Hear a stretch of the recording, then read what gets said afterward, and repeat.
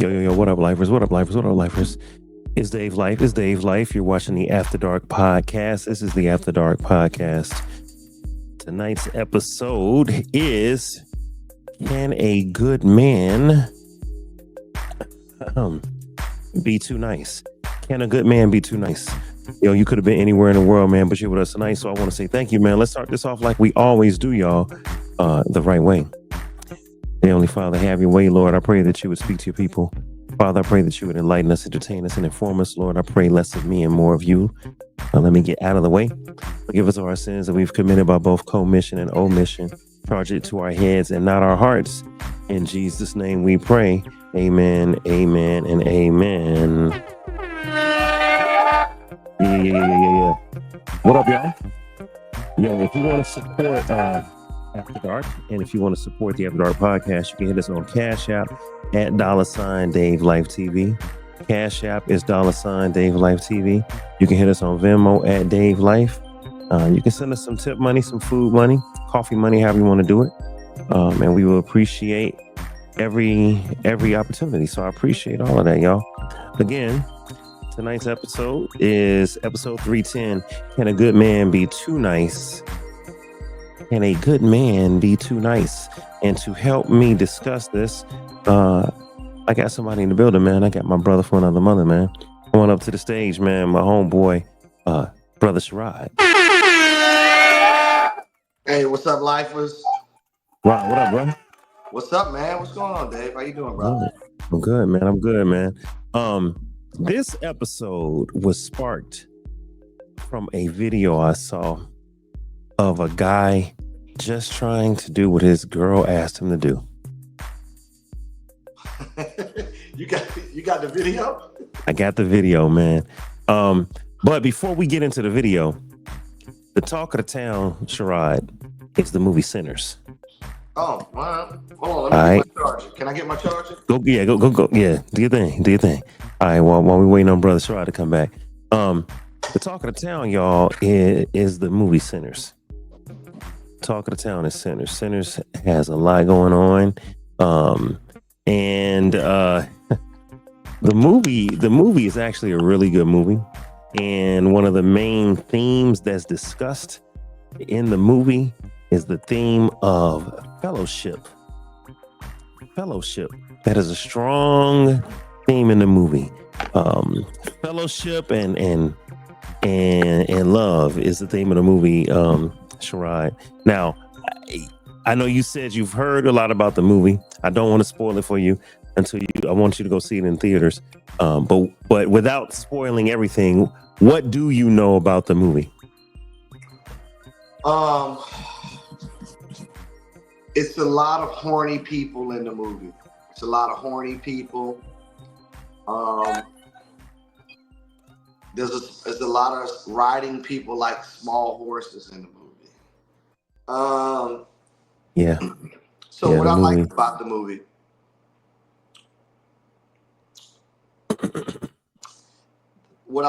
movie, it covers so many periods of history and so many different genres of music and how people entertain. So, but it also puts you in the mind of it almost, whether you're religious or spiritual, it's so believable.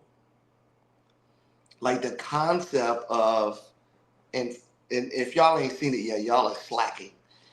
The vampires and the Pied Piper and the music.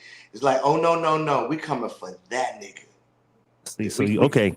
Yeah, we specifically coming for that nigga.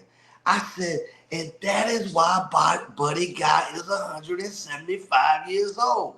Now, if you ever get a chance to see Buddy Guy in concert, it's one of the dopest experiences.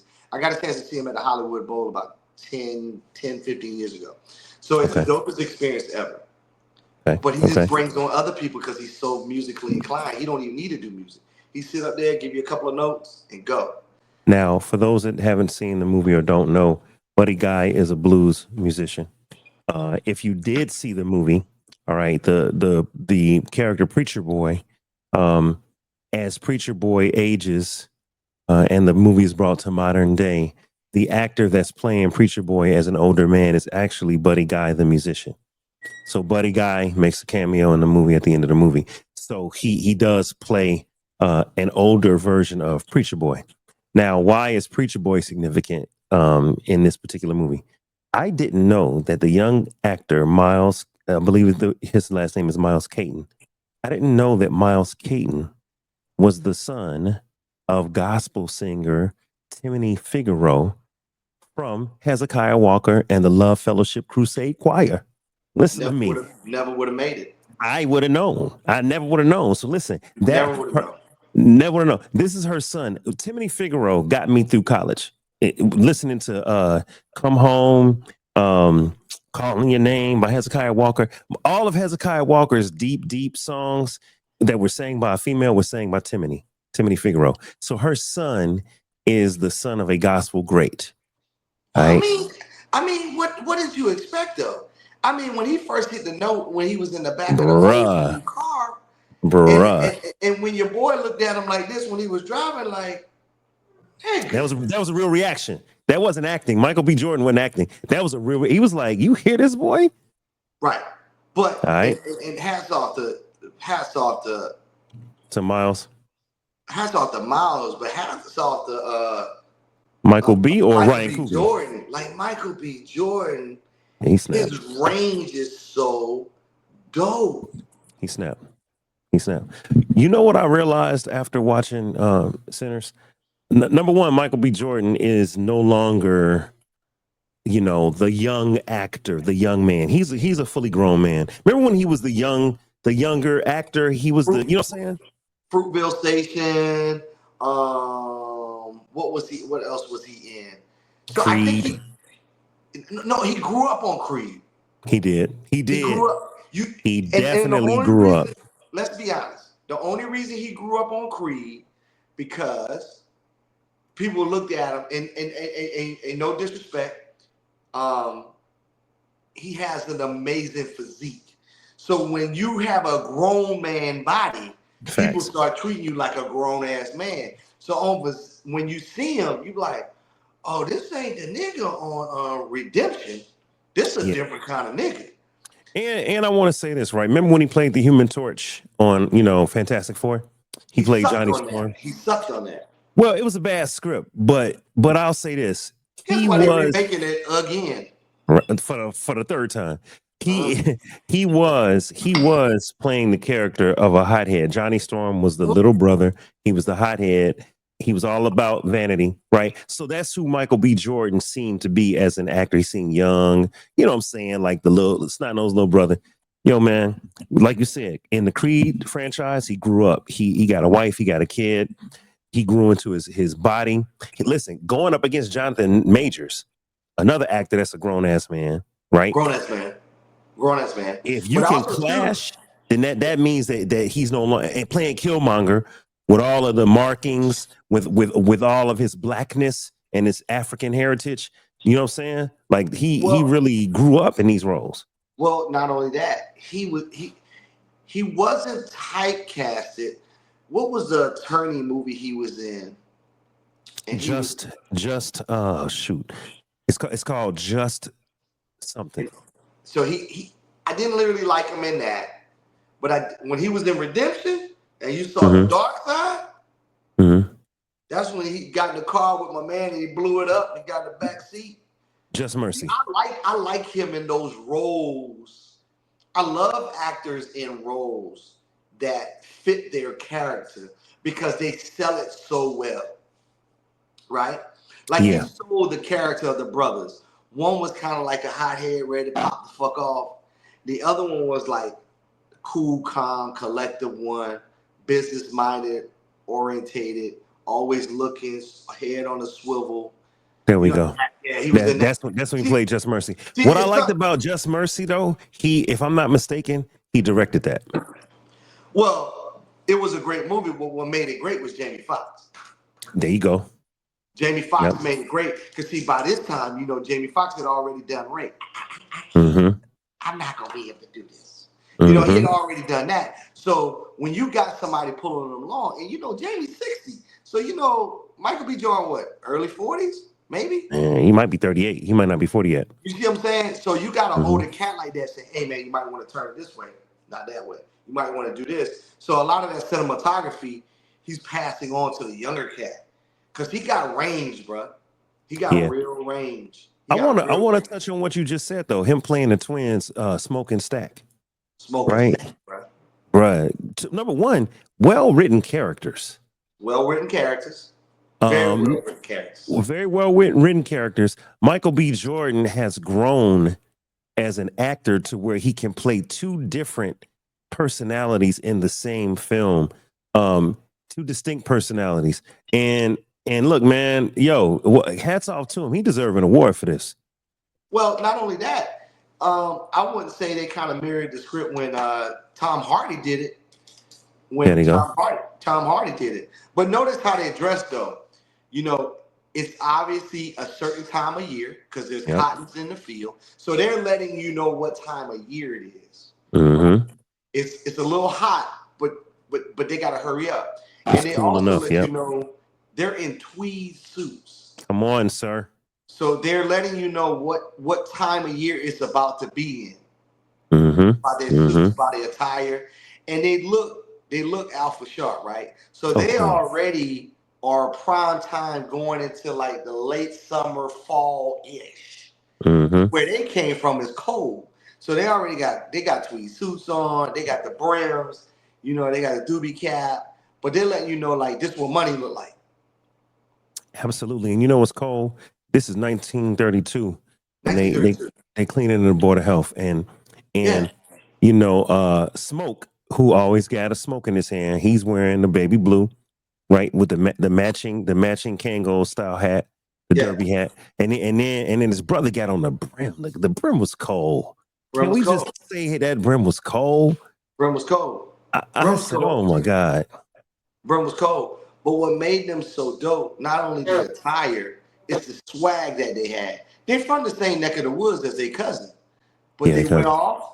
They very shortly touched on how they were in the military. yep, yep. Like Come on. a lot of people didn't catch that. They were in the military. So the fighting style they had wasn't just street fighting. Right. It was a small parable in, hey, no nigga, we know how to fight in the country.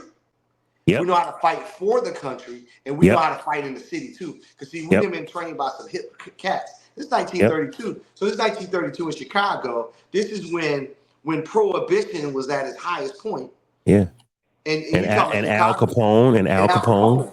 Al Capone. Mm-hmm. And they also say, it's the old saying, you could take cats out of the country and make them city slickers, but you can't take city slickers and make them country boys. It don't work Yeah. like that. It's a different mindset, right? It's a different mindset you gotta have. Mm-hmm. But what I Mm-hmm. loved about it, and I love how they place the white girl who was arguably bad in that Mary. position to love Mm-hmm. her. Because you gotta remember, 10 years earlier, they just bombed the shit out of Tulsa Yeah. Yeah. for that same shit. Yep. You know what You I'm saying? know, Black Wall Street, Greenwood, Archer, and Pine, come on. The the Gap Gap Band. Band, you dropped a bomb on me, St. Clair Oil, and the reserve component. They just ran a black dude and his pregnant white girlfriend out of town for that shit. Mm-hmm.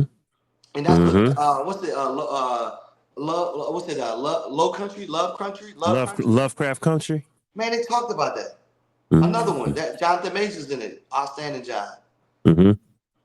That's another deep show which touches on this. Like, nah, that's why when the white people were saying, and then he went and started speaking in Gaelic.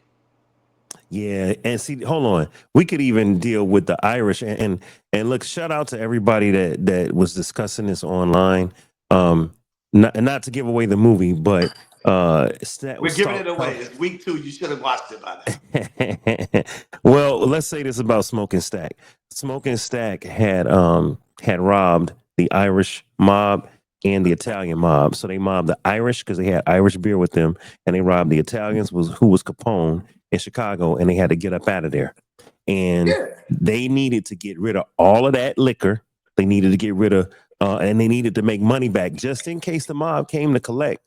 Just in case they came down to Mississippi, they needed some money, and they had that military trunk, like you said, Sherrod.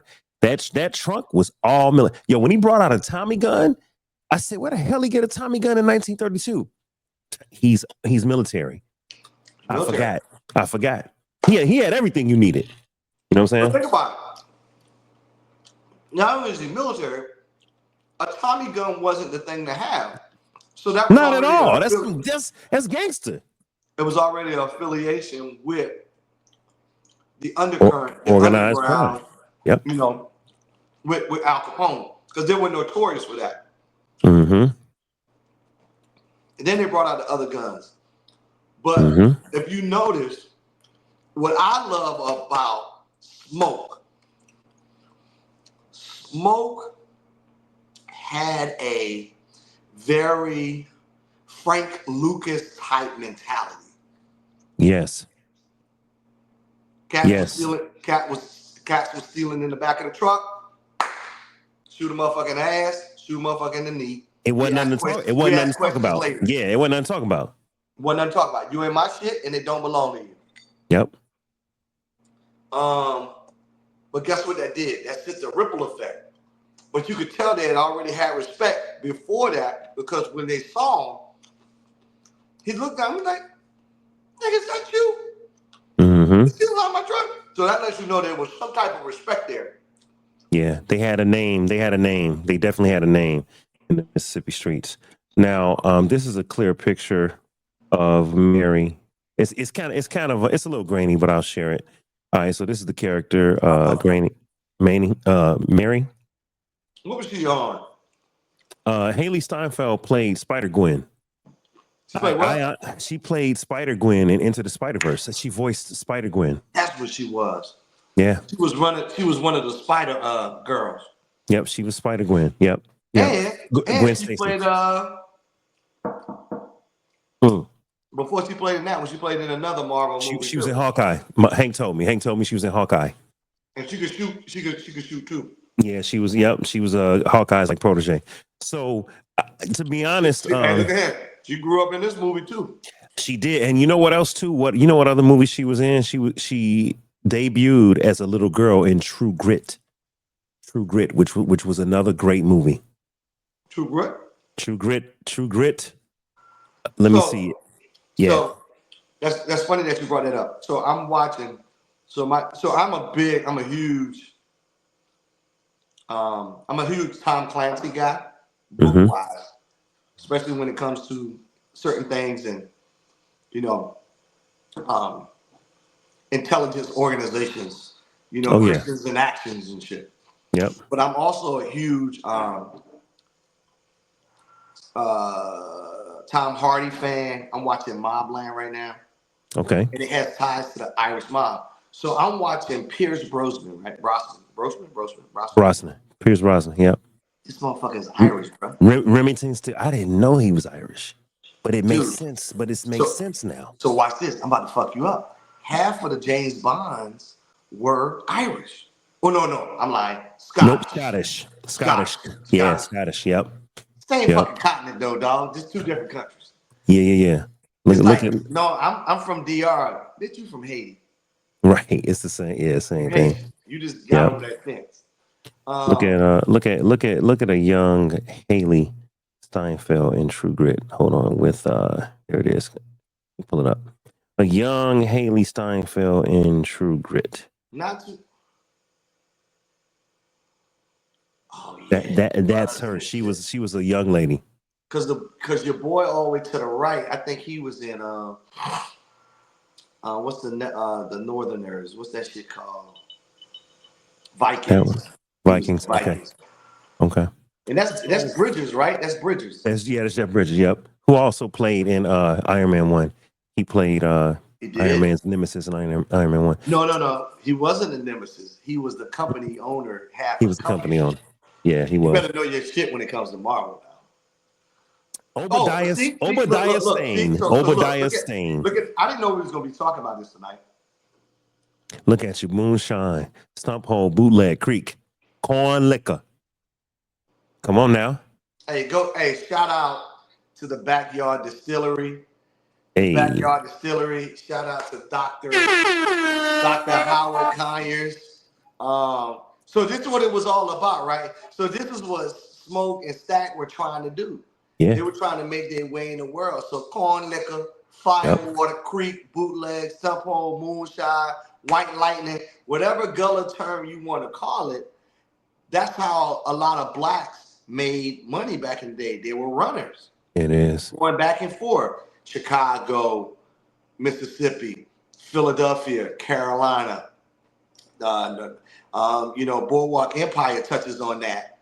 Chalky White and Nucky Johnson. They Mm-hmm. talk about how important the bootleg. You got to remember Prohibition, Mm-hmm. right?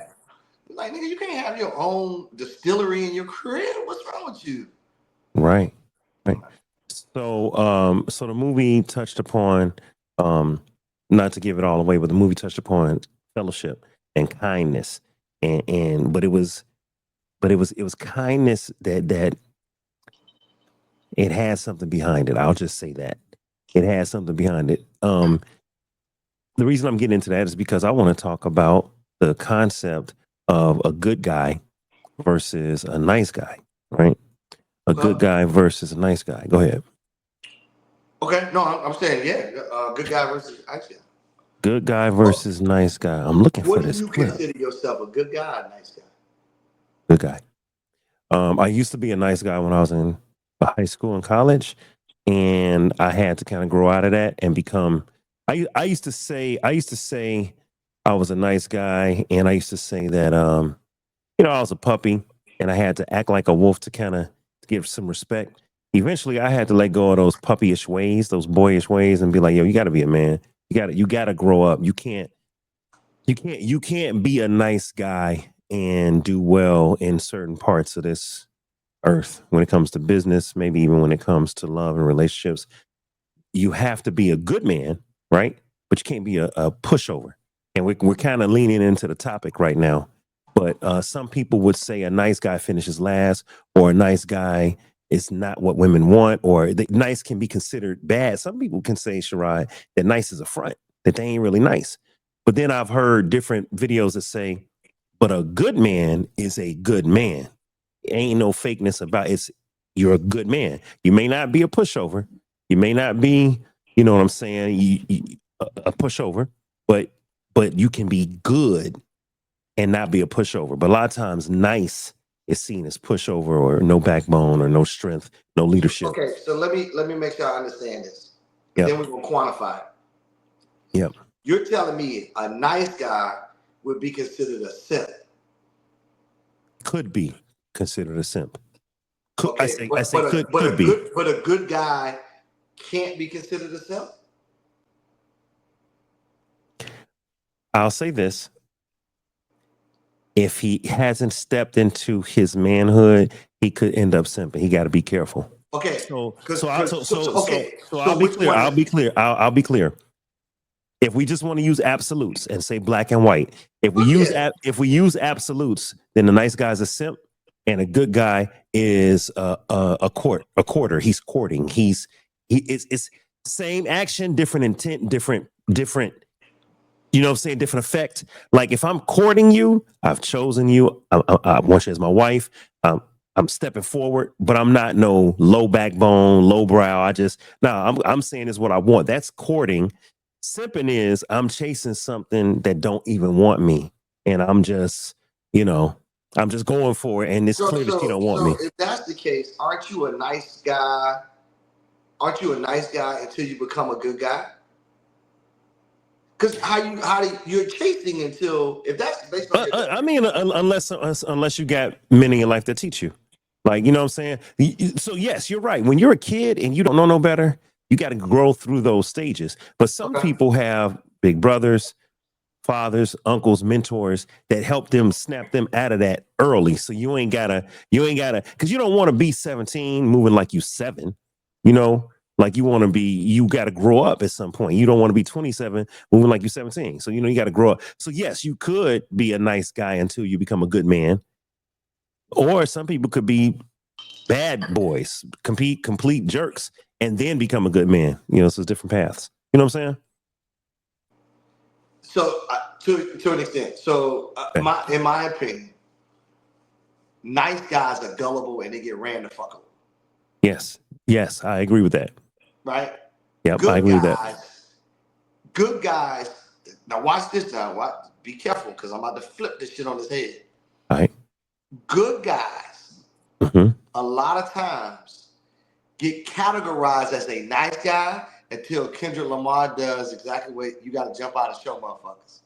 Sometimes you gotta pop out and show niggas. So Yes, sir. when you pop out and show niggas, not all of a sudden he goes out from being a nice guy when somebody say, nah girl, he got a little nigga in him. Mm-hmm. Like he a good guy, but don't cross him. Which means, Like you never hear somebody say, oh, he's a nice guy. Don't cross him. You always say, hey, he a good guy now, but don't right, fuck with him. right, right, right, right. You will say, I ain't a killer, but don't push me. don't push Is him. what you just said, right? And, Yeah. and that's kind of what I'm getting at is, can you be too nice? Now, I've been talking about this concept of niceness and fellowship, and I really, really. All right, let me get a drink. Yeah, go ahead, bro. All right, so as Sherrod goes and refills the cup, I'm gonna get us into. I'm gonna find this clip, man. I'm gonna find this clip. This clip is important. I want to find it. Um, the clip in question talks about niceness and all of that, and I think I might have found it. Let me see here. Yeah, I swear these are memes. I need video.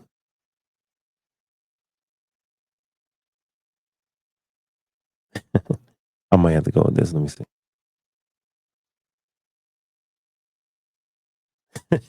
They wild.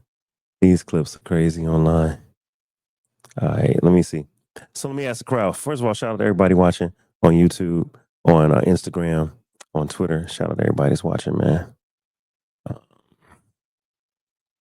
Yeah, let's see.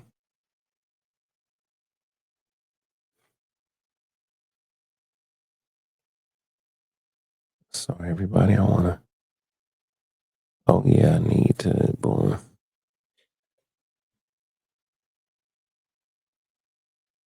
Wonder if it let us go live right now. Yeah, we need YouTube on. Come on back up in here, YouTube. All right, Sherrod. I see Sherrod is on the way back. Yep, I'm back. I had to hit the button on YouTube, man. I don't think YouTube was with us. Okay. All right. So while you pulling that up, man, you talked about being a wolf earlier, right? You could be a good guy and still have that wolf in you. So I'm gonna bring you to a movie, Sicario, right? The Day of Civilian. So that's with Benicio del Toro. Del Toro, yeah. One of my favorite actors. So And underrated. Jennifer Garner, right? Sicario. Not Jennifer. No. Your girl from Molly's Game. Okay. She was on there. All right. But what made that shit so dope? He told her at the end of the movie. He said, "Hey, let's go ahead and sign this, man. Act like nothing happened. Go back to your desk job and you be good. Cause see, you're in the land of wolves now. You're this the fucking land of wolves, and you are not a fucking wolf." Mm-hmm. So he basically said, "You're a nice person. You like to follow the law. You like to do things like nice people do things. This is the land of wolves. We good guys doing bad shit. You ain't. That's not your mentality. So go back to doing something else." Great actor. Hey, He's check been this out. great. He's been great since Usual Suspects. Oh yeah. I wanna show you this. I want to show you this clip. You've seen this. This clip. Yeah. This clip deals with fellowship and being nice. Just check this out. Oh, that's when he found that button. You big and strong enough to push past us? Well, that wouldn't be too polite now, would it, Miss Annie? I don't know why I'm talking to you anyway. Smoke. Don't talk to him. You talking to me right now. Why you can't just walk your big ass up in here without an invite, huh? Go ahead. Admit to it. Admit to what? That you dead. So you listening to this? Now we out here playing games, telling ghost stories in place of doing what we ought to do. And what's that? And what is it we supposed to be doing? I love him, dog. Being kind to one another. Being kind to one another. Now he coming in being a nice guy, being kind. Watch this. Why you need him to do that? Okay, so they don't want to show everything. All right. So Cornbread comes in saying, y'all just let me in and we can do what we gotta do. And they were like, hold on, why can't you just walk up in here? Why are you all of a sudden hesitant? You've been guarding the door all night. He said, well, that wouldn't be too kind. His emphasis is on kindness. And so they're like, wait a minute, man. We don't understand what you're talking about, all this kindness.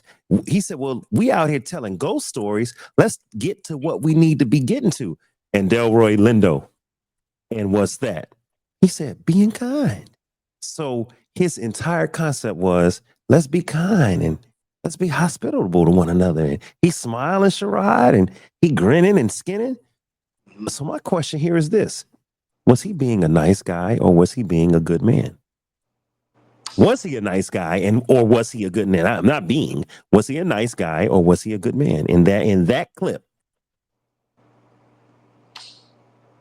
He was always known to be a nice guy, but he was an imposter. So he was trying to do something that part of the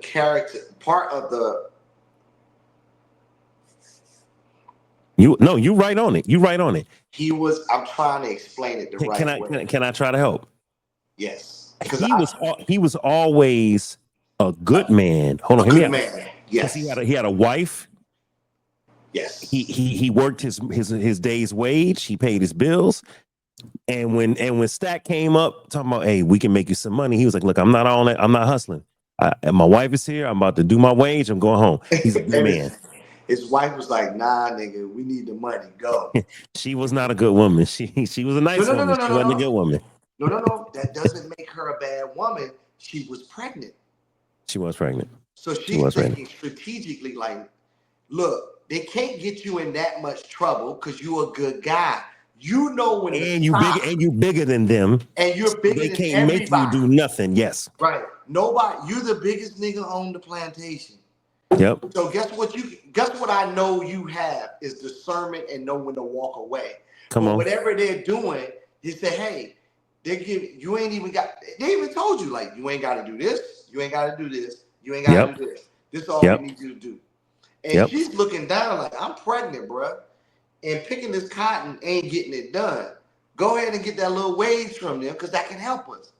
Okay. That doesn't make her a bad woman, though. I agree with you. So he was a good man. And in that particular clip, he was acting like a nice guy. He was an act, like you said, it was deception.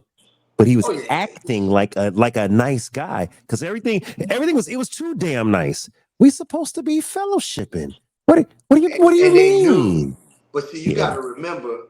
So in some cultures, they are called witch doctors. They gave you the names of the individuals who can talk to the spirits and stuff like that. So she was into hoodoo. So she would be considered in our culture like a witch doctor. What you got cooked, like the witch doctor. I'm going back in the 90s now. Dungeon Family, witch doctor. What you got cooked? What you got cooked? So she was basically saying, oh no, I see the devil in you. Come here. You don't need to talk to him. Don't talk to Smoke. Come here. You need to talk to me. And she was dealing with that demon. She was talking to the demon. Come on. It wasn't even about cornbread no more. It's whatever cornbread dealing with. Because so now you can't cast out a demon unless you know the demon's name. So she's trying to get to the root of the demon. Right. And the crazy part about it, she the crazy woman that live up in the woods until you need the crazy woman to live up in the woods. And see, another thing, so we can talk about this because I want to get into that's a whole topic right there because you have the chocolate sister who's into hoodoo for protection. Because remember, voodoo got a bad name back in the day, but hoodoo was more of the protective version of voodoo. It was like, look, this is protection, this is healing, this is warring off evil spirits. This ain't cursing you. This is trying to protect you, right? So you got Smoke, who was in love with Annie, who was a hoodoo priestess. Then you got Stack, who was in love with Mary, who was a mixed breed child, who was white passing. And look at it. And look white passing. Somebody definitely got the lime and the coconut somewhere down in that bloodline. Now, let me tell you the bad part about the story that people are forgetting, okay? People are forgetting this. Smoke and Stack, their father, one of them killed their father because their father was abusive. So he said, what happened to your dad? Smoke did it. Smoke did it, right? Because he was trying to beat up Stack, the younger twin. So Smoke did it, okay? They then were shipped off to being raised by Mary's mom because Mary's mom was mixed. That is correct. Listen, so they are living with Mary, who's like their foster sister or play sister. So for Stack to sleep with Mary at a young age, he messing with his foster or play sister. They were crossing all kind of lines, which adds to the whole concept of the movie Sinners. They all had some darkness they touched. Right. So right. So and even the preacher's son had darkness Yes, he did. because you remember the preacher's son had darkness simply because his father kept saying, "Hey, look here, you keep on playing secular music. One day you're gonna let the devil in, and if you let the devil in, he gonna follow you home. It's hard to get him out." He said one day you're gonna follow him home. You keep dancing with the devil, one day he gonna follow you home. Yo, that'll send chills. That'll send chills. Well, it sent chills, and the person they had playing, and if you didn't know any better, you would think that he was the original one. He was the Gabriel of the whole clan. Now I'm going into lichens and see where I'm going. See where I'm going. His father, the actor that played first of all, the way they played the preacher, that was the preacher. That preacher was in the most darkness I've ever seen. In midday, that man was in church, damn near in silhouette. Well, listen to me. Listen to what I just said. It's noon. It's midday. It's hot as hell. And you open the church doors, and the man is dang near in silhouette because he's so dark and he's in the shade. That to me, listen, man, his father, although being a preacher, some people said his father cursed him by saying, you keep dancing with the devil, one day he gonna follow him home. They're saying that speaking it out there almost invited it. I don't think it invited it. I think what it was it was a fair warning. You know how many times my father has told me, like, if you're gonna howl with the owls at night, you need to soar with the eagles in the morning. You need to come home at night. Yeah. You know, because true enough, it is trouble outside. Yeah, it is. So the juke joint acted as a sanctuary. Mm-hmm. And it was so atypical how they could not come in to the sanctuary unless they were invited. The same way, if you want a vampire to come into your house, same way as the devil, you got to invite him in. He can't just come into a holy place. The music in itself was a sanctuary. Mm-hmm. Different people. Even when they touched on the Asian couple.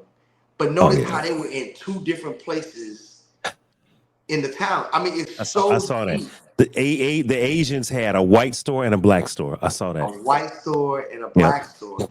That in itself was a sin. But segregation. Come on, because they playing both sides. They're playing both sides. So that's even atypical to what's going on now in the world with terrorists and shit. I'll give you one more. The Choctaw. The fucking so watch this. Come on, man. So watch this.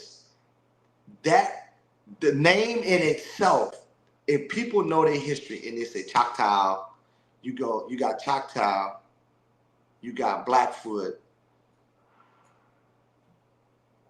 Notice I ain't say nothing about Cherokee. Nope. I ain't say nothing about none of that Blackfoot. Yep. Choctaw tells you the region of the world and the region of the delta that they're in. You see what I'm saying? Mm. So Choctaw, who are more Indians in itself, they're one with the land. Yeah. They're more spiritual than they are religious. Yes. They say no, no, no, no, no, no, no, no, no, no, no, no, no, no, no. Like when we yelling and stuff, we yelling. Those are chants. Yeah. Those are chants. Those are not just. They're not just doing that just because. Those are chants. Yeah. They say, oh no, no, we know what the devil look like. You know what I love about when they appeared? They appeared. First of all, Remick, the villain, bursts in. Like he bursts in the screen, running for his life. Right. He. I don't want to give the movie away. When the Choctaw knock on the door and is like, "Ma'am, we're looking for an individual. He's not what he seems."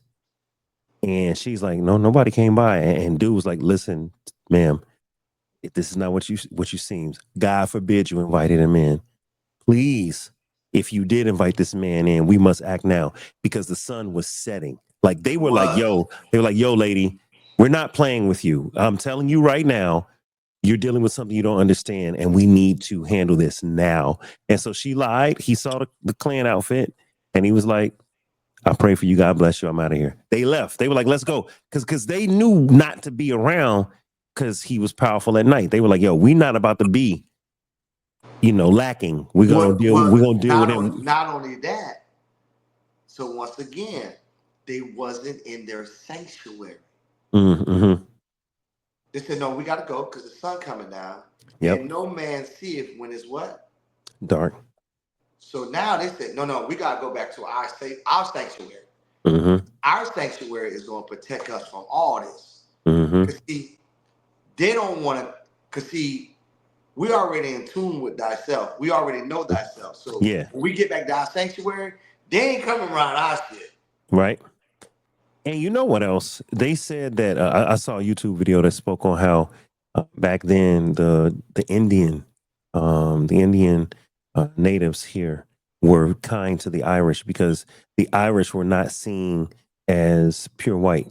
The Irish they were immigrants. Yes, they were immigrants. But they had been enslaved too. They had been enslaved too. They had been colonized, and they had even suggested that Irish were somehow related to Negroes. And you know how they were trying to say that Negroes were monkeys or animals or less than human. They were trying to suggest the same thing about Indians and the same thing about, I should say, Native Americans, and the same thing about Irish. So Black, Irish, and Native American had a kindred oppression and spirit, oppression from white America, right? So basically the Indian was like, hey, look, we know about this dude. You don't want to deal with him, but I'm not going to ask you more than once. And when the lady was like, no, they were like, hey, Godspeed, God bless you. He spoke to her in his native language. And basically, check it out. Never saw them jokers again. Like the Indians said, bye. You don't want my help? I'm not asking you twice. I'm going to go live on my homeland, and I'm going to deal with and protect my family. They didn't extend themselves. Well, you got to remember too, it's almost like the Indians said, oh, that's a hood. That's the KKK. Cool. Yeah. You know what they're known for? The white man is known for killing the white man. So they don't have no peace among them. So why would I be trying to exhaust myself to make them feel whole with this demon? You know what? They're going to burn down their own shit and kill their own shit. We going back to our sanctuary because the sun about to go down. Yeah. We ain't got time to be fucking with this shit. Because we didn't see what that Joker can do. Right. So the movie had a lot. I want to shift gears back to the nice guy aspect of this. Okay. So we just saw how Cornbread was a good man, but then he was all of a sudden acting nice, and it was a front. Okay? Yeah, it was. Difference, the juxtaposition between good and nice. Now, in this video here, Sherrod, this is a video. It's a skit, and this is a video of a girlfriend. The sister on the right, I think the actress over there, her name is Daphne, I want to say. So Daphne's on the right. She's all the way on the right. She's the girlfriend, and these are her two homegirls in the gray and in the white. And in comes the boyfriend. And the question here is, Sherrod, can you see? Let me know if you can see the screen. You can see the screen? Yeah. Okay. Look, you got to widen it. I'll try to widen it a little bit. So the idea here, if it'll let me there, okay. So the idea here is the girlfriend's on the right and her two homegirls are on the left and in the middle.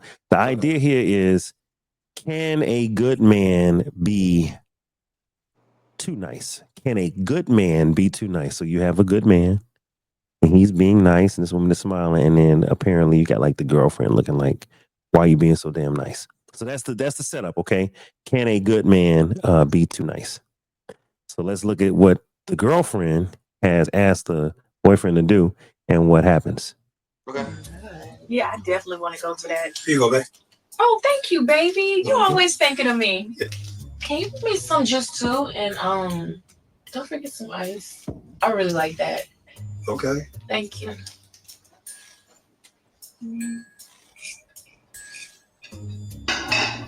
Thank you, baby. There you go. Hey, guys. Can you get this? That's so hot. Can you get that for me? Yeah, no problem. Thank you. Thank you. You're so nice. You're so nice. Thank you, baby. There you go, no problem. You are so nice. Can you please help me tie my shoe? Thank you so much. Yeah, I got you. Hold on. You're such a big help. I You tried. better not tie that knot. Let it loose. What's the problem? Girl, stop asking my man to do everything for you. He is my man. He does things for me. Now, I've let you get away with other scenarios, but now it's just getting a bit too much.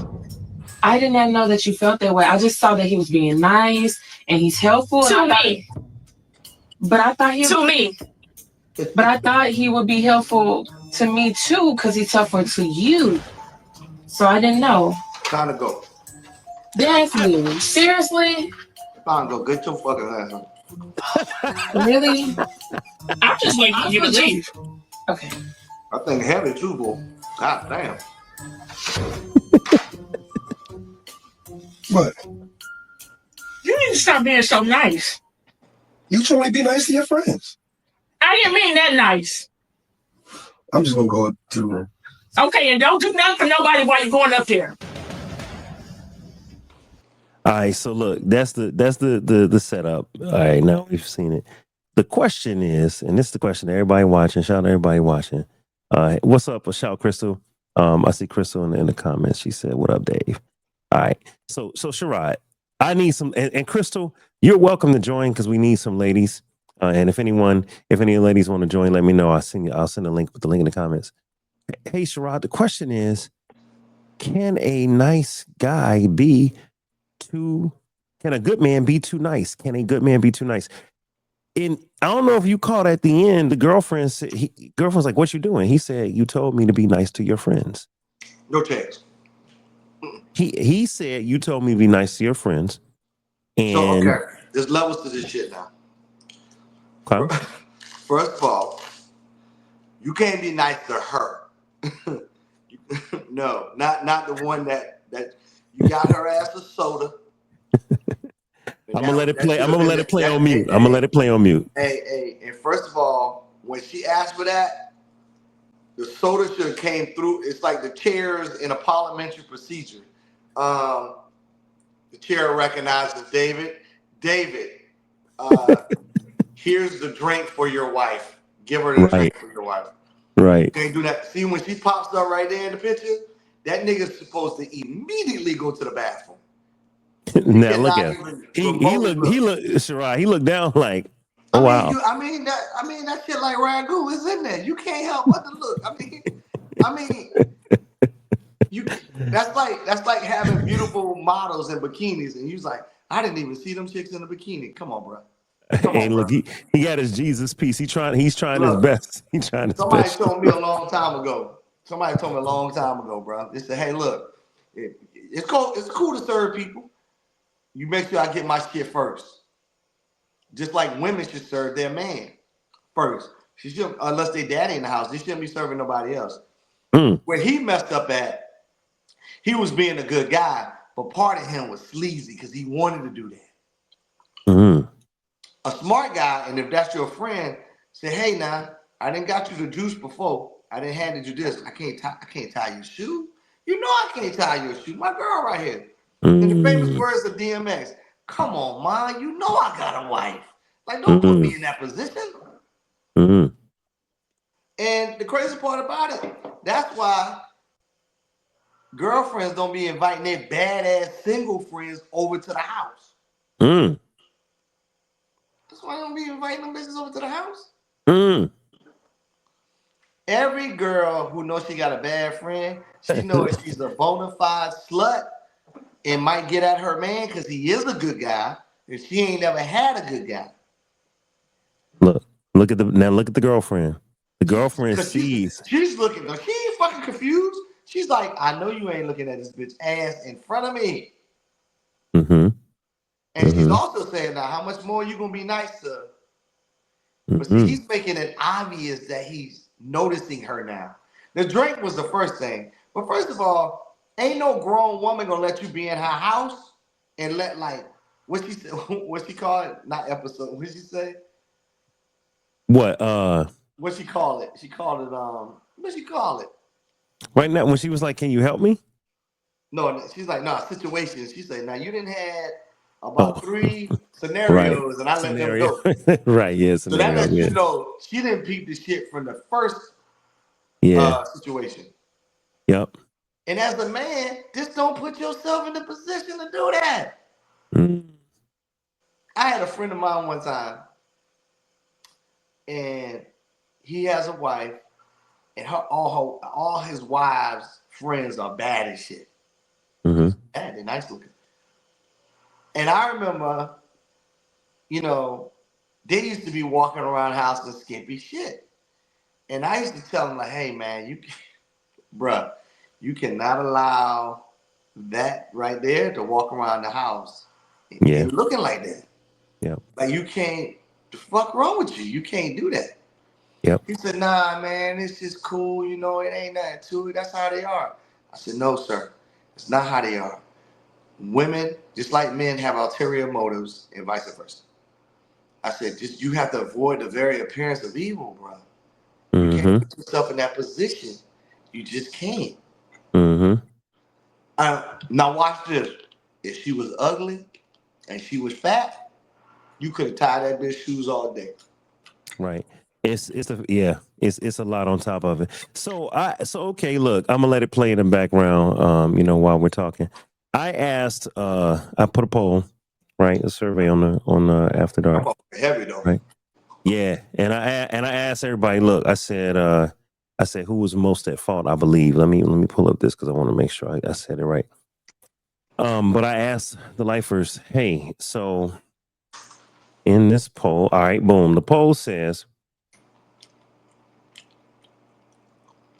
who's most wrong here? Vote and tell me why. Who is most wrong? The girlfriend, her man, or her homegirl? The girlfriend, her man, or her homegirl? Before you give me your answer, Sherrod, we had 71 responses. That's a lot. What do you think the majority of lifers, we lifers need said? 100. We need 100. Right. I can't get paid tonight unless I get 100. I need 100 people. I need, what is that, 19 more people? I need 19 people to sign in and vote because my baseline is 100. I can't even get the snacks. Okay? All right, so go to DaveLifeTV on Instagram. You'll see the post and vote. So listen, Sarah, before you give me your answer, give me what you think lifers have said. Who is most wrong here? The girlfriend, her man, or her homegirl? As you look at the video, who's in the most wrong here? This is a hard one because there's enough blame to go around to everybody. Who's in the most, in my opinion, I would say that the man is equally as he's at fault as much as the girlfriend. But the girlfriend is at fault because I think she's noticing what her friend has at home and she wants it. Okay, wait. So let's get the terminology right. You're saying the homegirl, like you're saying the man and the girlfriend's homegirl. You're talking about the homegirl. I'm talking about Grey Goose right there, sir. The homegirl. Okay. First of all, she's wrong because the girlfriend would be the girl that's upset. That's his We girlfriend. ain't talking about the girlfriend. We ain't We talking talking about about the the wife. homegirl. We talking about the homegirl. Okay. We talking about the Grey Goose right there. Please leave, ma'am. Get out now. Get out of here, devil. Get out of here. Look at what she got on, nigga. It's nothing. Shirai, she just wants y'all to be polite, and we get about the business of being polite. And I ain't put myself in that position. this is fellowship. She just want to be polite. Don't invite that bitch here. No. I ain't putting myself in that position. Nope. I ain't gonna do it. Just trying to be polite, Shirai. Oh man. So okay, Crystal said the homegirl is at fault. Fuck yeah. She said hands down the homegirl. So, Hands down, man down. oh man. Okay, so the homegirl's at fault. All right. So look, Shirai says the homegirl and the boyfriend are equally at fault. Why would you say they're equally at fault? He can't put himself. He can't succumb to the bullshit, man. That's his house. He lived there. Because after a certain occurrences, you know what the friend trying to do. You know what Grey Goose trying to do. Now, okay, so this is a great point. Great point. So let's assume this is his first experience with these antics. He's caught off guard. He ain't seen Grey Goose do this before. But all of a sudden, Grey Goose got on tights. Grey Goose need ice. She reaching tall cabinets and asking for help. Hear me out. If your girlfriend says, "Hey, babe, be nice to my friends," and you're like, "Okay, cool, I'm gonna be nice to your friends," and now two homegirls are over there, and one of them asks for ice and a drink. You're like, "Okay, cool." Now here come the same homegirl asking for, "Can you reach this stuff?" And she's leaning all in. If he never looked down, would he have been wrong to give her the seasonings off the top shelf? If he never looked down, no. Okay. All right. So now he's tying the shoe, and the homegirl's getting touchy feely. She's touching his shoulder. Oh, you're such a good man. Oh, you're such a good guy. He put himself in that position. You can't tie a shoe. But in those three scenarios, in my opinion, if you add up all the egregiousness, the homegirl is more egregious than the boyfriend. Well, that's what I said. I said they're equally wrong. She's a little bit more than him. Okay. All right. Because see, by the time she boots that thing out, she's like, because what? There's no man in America. Right. Oh, I think you froze on me, Shirai. Go ahead. He's like, it's no man.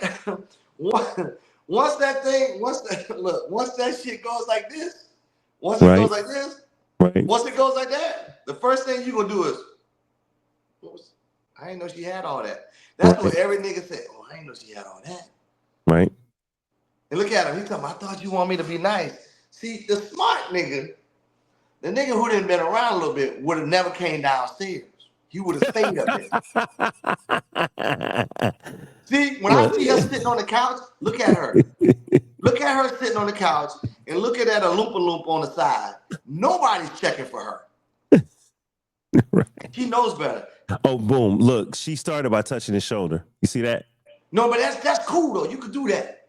Once I bring you the drink, though, and I see that on the couch, I'm upstairs. I'm not doing that. Okay, you like, yo, I've seen what this is. I'm out. I ain't even gonna be around this mess. I'm not giving her the time of day. What you talking about? I'm not. See, this is the thing between a nice guy, a simp, and a good man. Guy. Come on now. A good guy, a smart guy, he's going to avoid the very appearance of evil. He's not gonna put himself in that position. He's not gonna put himself in that position. Listen here. He's been around enough badass bitches to know what a badass bitch look like when she's sitting down. I'm not about to put myself in that position. So he's messing up by he should have broke out. He should have broke out. After that drink, hey babe, y'all go ahead and hang out. I'm gonna go to I'm gonna go smoke some hookah with Dave. I'm out. No, I'm going to Kentucky real quick. Okay. Yeah, I'm gone. I'm so far removed. I want to make sure all of them home. Because see, I already see it in her eyes. Again, a hoe can't trick another hoe. A hoe know what another hoe look like. That's what Paul Mooney said. Paul Mooney said, a hoe can't trick another hoe. I see what you're doing out there, hoe. Bring your ass back in here. She didn't have to Look, the girlfriend on the right is just being oblivious right now. She said, "Oh, okay. He's gonna go get her a drink. No problem." She being She's nice. oblivious until that nigga notices her ass. When he noticed, right here, this is when she became alert. Watch. When that happened, and he looks, and see, he goes right He there. looking right there. He looking right there. Sinner. That's when the sin happened. That's when he invited the devil in. The girlfriend is surprised, like, oh. She's not surprised. She's not surprised. She knows he's a man.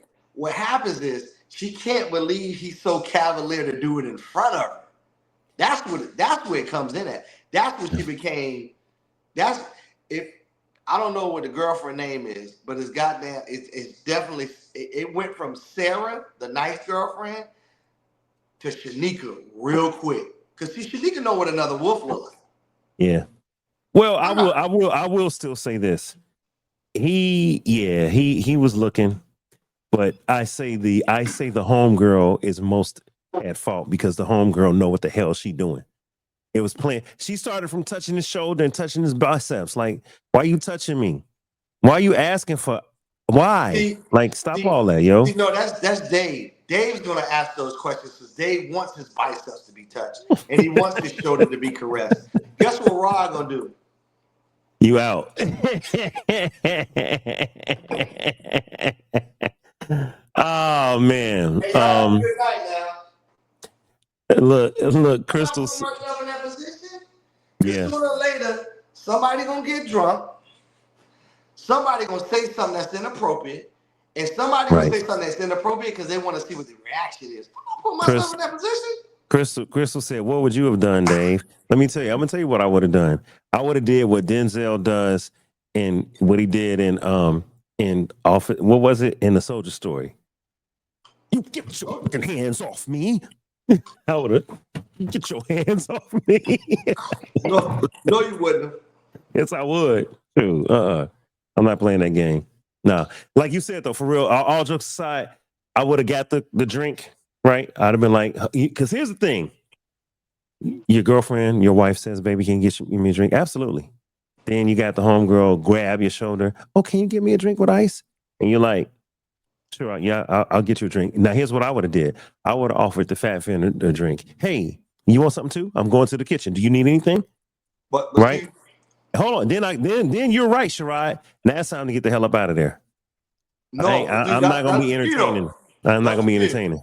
That's the thing. First of all, what did they get out the cabinet again? What you got out the cabinet? It's immaterial. I don't know, and I don't care. It don't mean I don't know. Here's the problem I have with the cabinet scenario. What the fuck did she get out the Listen, cabinet? First of all, she's tall enough. Her hand is in the cabinet. She don't need his help. She's tall enough to reach whatever she needs. No, she's making sure that he's looking at it.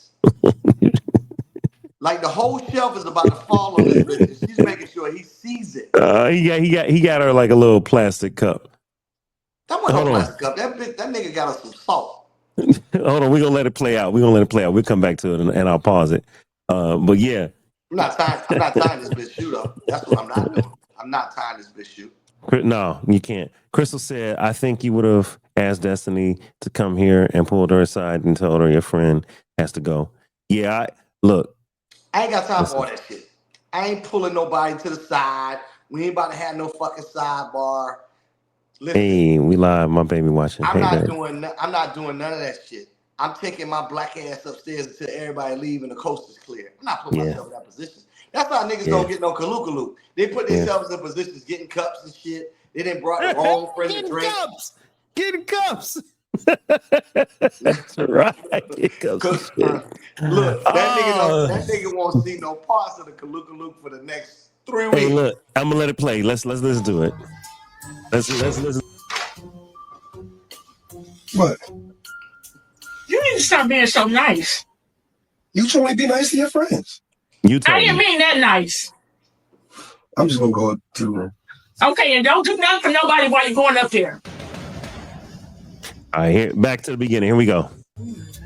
Yeah, I definitely want to go to that. Here you go, babe. Oh, thank you, baby. You always thinking of me. Okay, stop. Let me tell you the essence of body language. Let me tell you the essence of body language, right? Mm-hmm. And this is why he's wrong at first. Okay. There's a whole left continent on her other side. You should have never got between it. See, he should have been on. He should have been on the other side. Okay. So that's why I say he's equally wrong. She's a little bit more because see, she followed up on the body language. Oh Okay. shit! And what happened was she got a whiff of what he smelled like. She's like, that nigga got on Cool Breeze. That nigga, I know what Cool Breeze smell like. That nigga got Cool Breeze. Mm-hmm. And he did that on purpose, and it's almost like a gentle in my personal space, like you see my fucking bicep. You see the that's why look, she touched first his of arm. all, That's why she touched his arm. Yeah. So if my lady is sitting, if my lady, Go ahead. Yeah, I got my you. lady is sitting right here. Yep. Right here. And I'm coming from this direction. First of all, I'm handing with my left. Yep. This nigga that came around the couch. He done came, got him between. Here, baby. Nigga,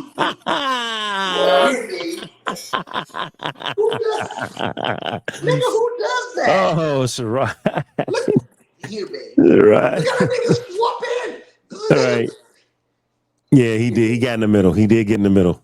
No, he did it on purpose. This nigga probably done went upstairs and this is the subliminal things. Now look. Now look. No, it's body language. The girlfriend, the homegirl, he kept the homegirl off guard, and the fat girl over there is like, "Look, I suck more dick than a little bit, and I know that's inappropriate."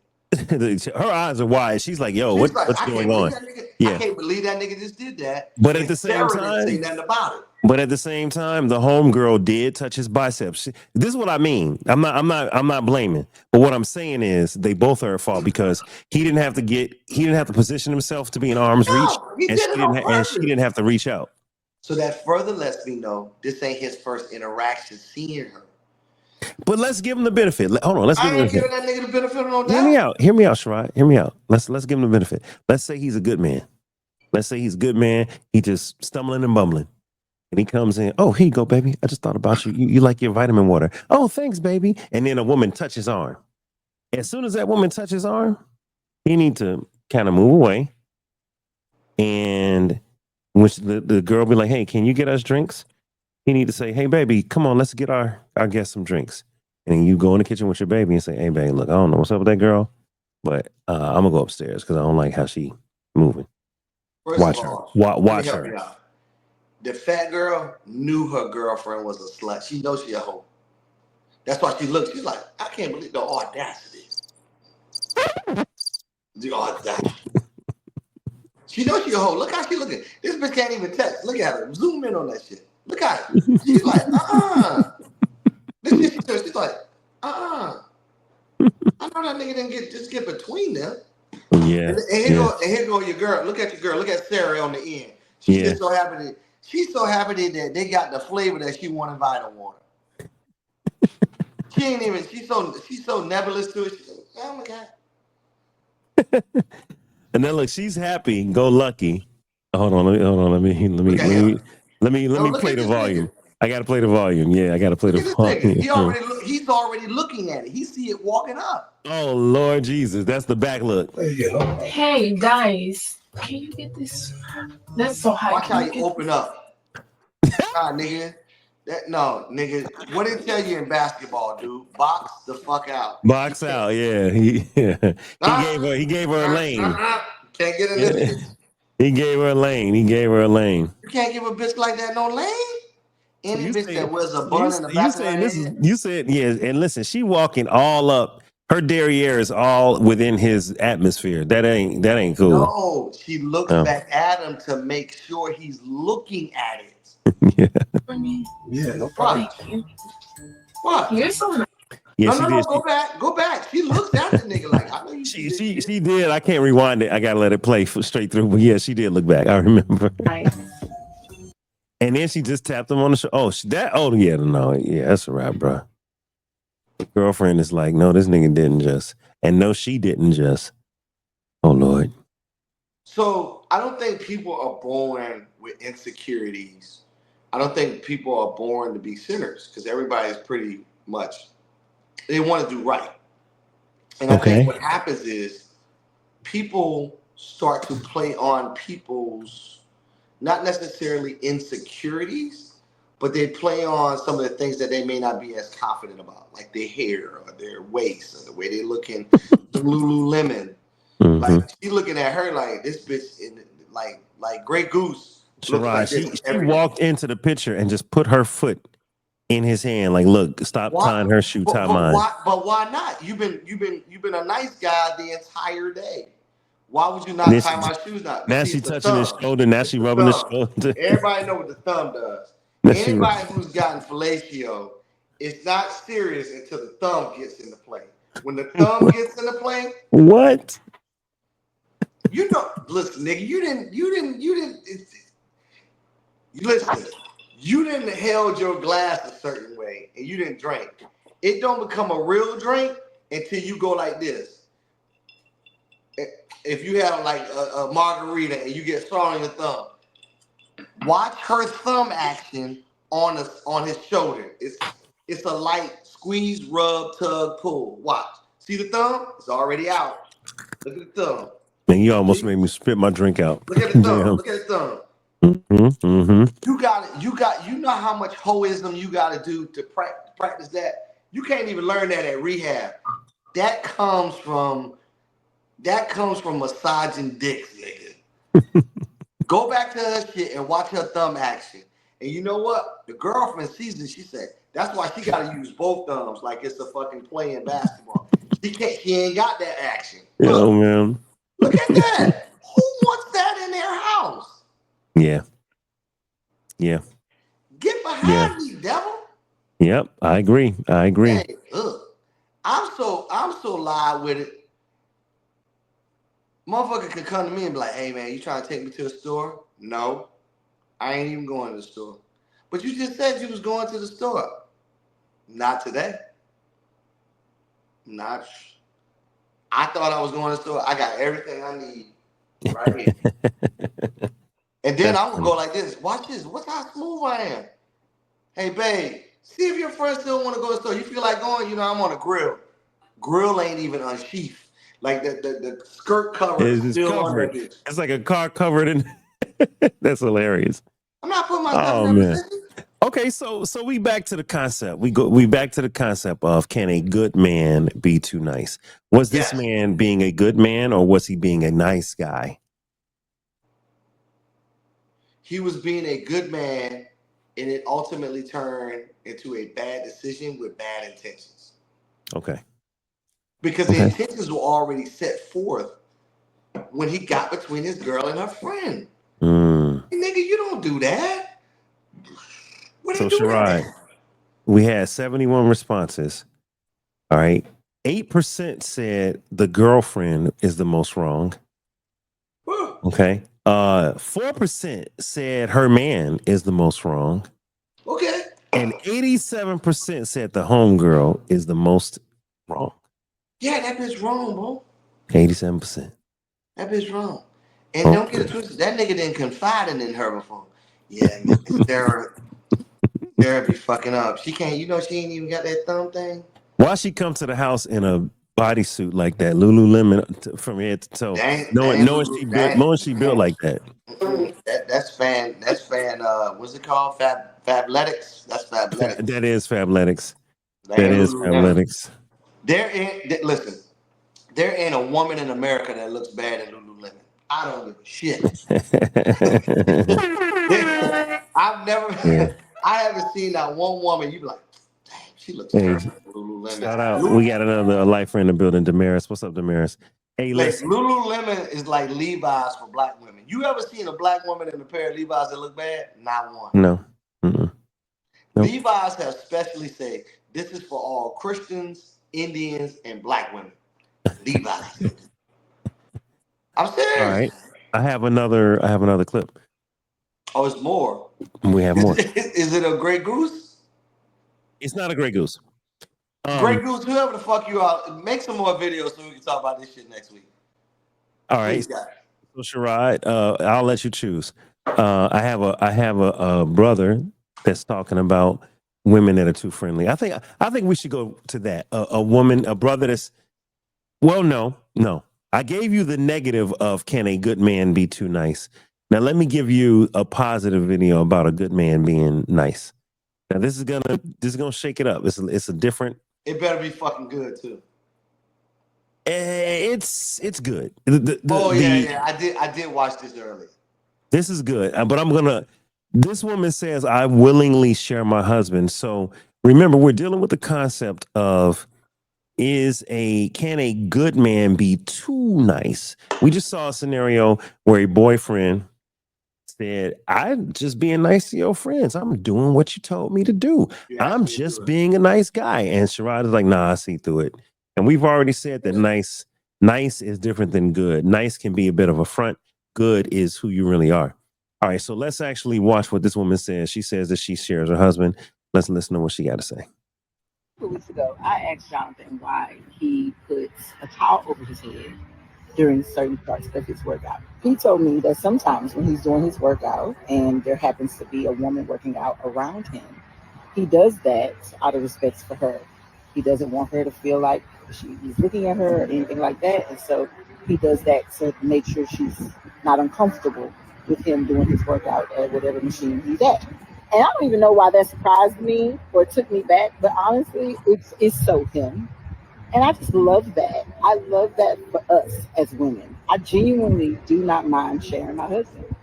Yes, baby, go hold that door for her. Yes, okay, put me in the car and then go over there and help her with her groceries. That's fine, no problem. Yeah, but hey, yeah, they need you to help them put their TV up. No problem. At the end of the day, I genuinely don't mind him making sure every woman that we come across not only knows or sees love and respect from a good man, but they experience it, even if only for a little bit. I know that there will always be parts of him that are reserved for me and only me. That's right. But I love sharing those parts of him that are just so godlike and so pure. Who am I to stop him from being who God it created him to be? I want to jump in right there, Sherrod, because it's two different ways of looking at a good man. In the first scenario, the good man was being nice to the homegirl and bringing her a drink and getting stuff off the shelf. Now we both know that he could have been playing games. He could have been fiending after the fine friend. But we also know there are men out there that are like, no, I'm just really being a good man for, my wife's friends or what have you. Now you have this other scenario where the wife says, I willingly share my husband. I want women that are not experiencing good men, and let's be real, good black men. They're not experiencing good black men. I want them to experience. Let him hold the door. Let him carry the groceries for an old lady. Let him be a good man and show the love of God and demonstrate that. Now, she did say this, Shirai, because I know people are listening. She said, I know there are certain things he's going to reserve for me. So she's not expecting him to be slinging penis. All right, he's not giving out dick like Tic Tacs. Okay, that's not what he's doing. He's genuinely being a nice guy. And she's saying, I'm okay. No, not a nice guy, a good man. He's genuinely being a good man. And she's saying, I'm okay with my man being a good man and other women reaping the benefits of his kindness. Now, Sherrod, those are two different scenarios. I really want a woman to jump on, or at least to say in the comments how she feels about the first scenario where the good man is being too nice to the fine friend. Now, in this scenario, this woman is saying, I share my husband because he's a great guy and I let women experience a great man non-sexually. Sherrod, what say you to this, sir? You want me to break this bullshit down? Break it all the way down, please. Okay, so this is the key. I'm gonna break this shit down. You ain't gonna like it, and I don't give a shit. Number one, they probably in some, they probably got some different kind of relationship going on. First of all, her skin is queenhelen.com, nigga. Yeah, her skin is amazing. He loves her fun bags, and she is speaking like a pussy. I mean, she's speaking like a young lady whose pussy is aquafina, nigga. My husband can do whatever he wants because my pussy is so good. Throw it in the air, it turns Turn into sunshine. sunshine. So you're suggesting that she not He ain't worried going about it nowhere. because she got it on lock at home. She doing what she's supposed to do at home. Okay, Listen. Sherrod. Wait. So let me finish. So is the other woman in the other video insecure because she's not doing what she's supposed to do at home? I don't think She's not keeping her man. I don't think she's insecure. I just think she may be a little naive and gullible and not as seasoned as this woman. All right. This woman right here, Yeah. I guarantee she whispers shit in this nigga ear he's never heard. You know, I'm gonna suck your dick from the back. The minute you fucking, as soon as you get out of the shower, I'm gonna suck your dick from the back. You ain't gonna want nobody. She says so much shit, he be like, oh God. Oh God. Like she's that type of woman, I guarantee. There's no insecurities because she's been trained to do that. But right? she spoke of spiritual things, and she spoke of the Lord, and she spoke of. That don't mean shit. You telling me church wives can know how to please their man? All church wives know how to please their man. That's why they got a man. Look, let me tell you. Ecclesiastics don't do nothing but tell you how to please the other party. That's all it does. Yeah, Song of Solomon 2 as well. Yeah. So look how she rubbing his head. That boy in heaven. Like, she the type of woman, look, she, first of all, she got him eating out the palm of her hand. She don't have to worry about another man doing nothing because he's well kept.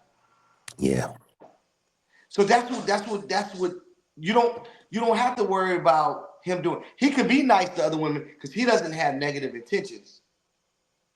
He's the type of nigga that says, hold on, let me check with my wife real quick before I do that. Yeah. Hey, babe, I'm going over here to do this for her. That nigga checks in. That's what grown men do, though. Yeah. Good men check the fuck in. They're not doing anything scandalous or under the table. They're checking in. Or they got common enough sense to say, if the friend asks for a drink first, they got sense enough to say, oh, you want a drink? Hold on. Hey, babe, you want a drink too? Let me get you a drink. Right. See, they know to make it all about the person. Yeah. See, that's a common sense thing, though. You get taught that in the basics. But a lot of people didn't get that discernment, right? Look how she grabbing that nigga head. See the thumb? I want you to look at the thumb, Dave. Watch the thumb. You don't see the thumb. You know why you don't see it? Look at the thumb. You know why you don't see the thumb? Because that thumb is underneath his ear in the back. She doing stuff. Yeah, she is. Yeah, I ain't even peeped the fact that he was on the pillows. And I guarantee they ain't them. Hey, first of all, he probably a little fat. And he ain't moved out that damn bed the whole day. You know why? She just whispering sweet nothings in his ear. She's talking to him. She's just got a fresh wax. Her skin is amazing. Her curls ain't even dropped yet. See, that's for that nigga. Yeah. Shout out to what he like. Miss Mobetta. What's going on? Hey, life is showing up in the building. So Sherrod, all right, so check this out. You brought up some good points. You brought up some great points. One great point is that this is an old head. She's an older lady. And he number one, he an old head, right? This is a couple that's older than the other couple. I bet you she a couple of years older than him. I bet Possibly. Now, Auntie Pussy, you can't go wrong with Auntie Pussy. She definitely is older than the last girlfriend, in the prior video. Okay. That's number one. Number two, I don't see no Lululemon Fabletics girlfriends, homegirls running around her man. So she's smart enough. She ain't got no kind of friends. And if she do, she's smart enough not to have them running around her man. No. They know she now this is the flip side of that coin now. That bitch batshit crazy. She all the way batshit crazy. Yeah. Oh. What? She cut him my sleep. Let's see. Let me make sure I get this right.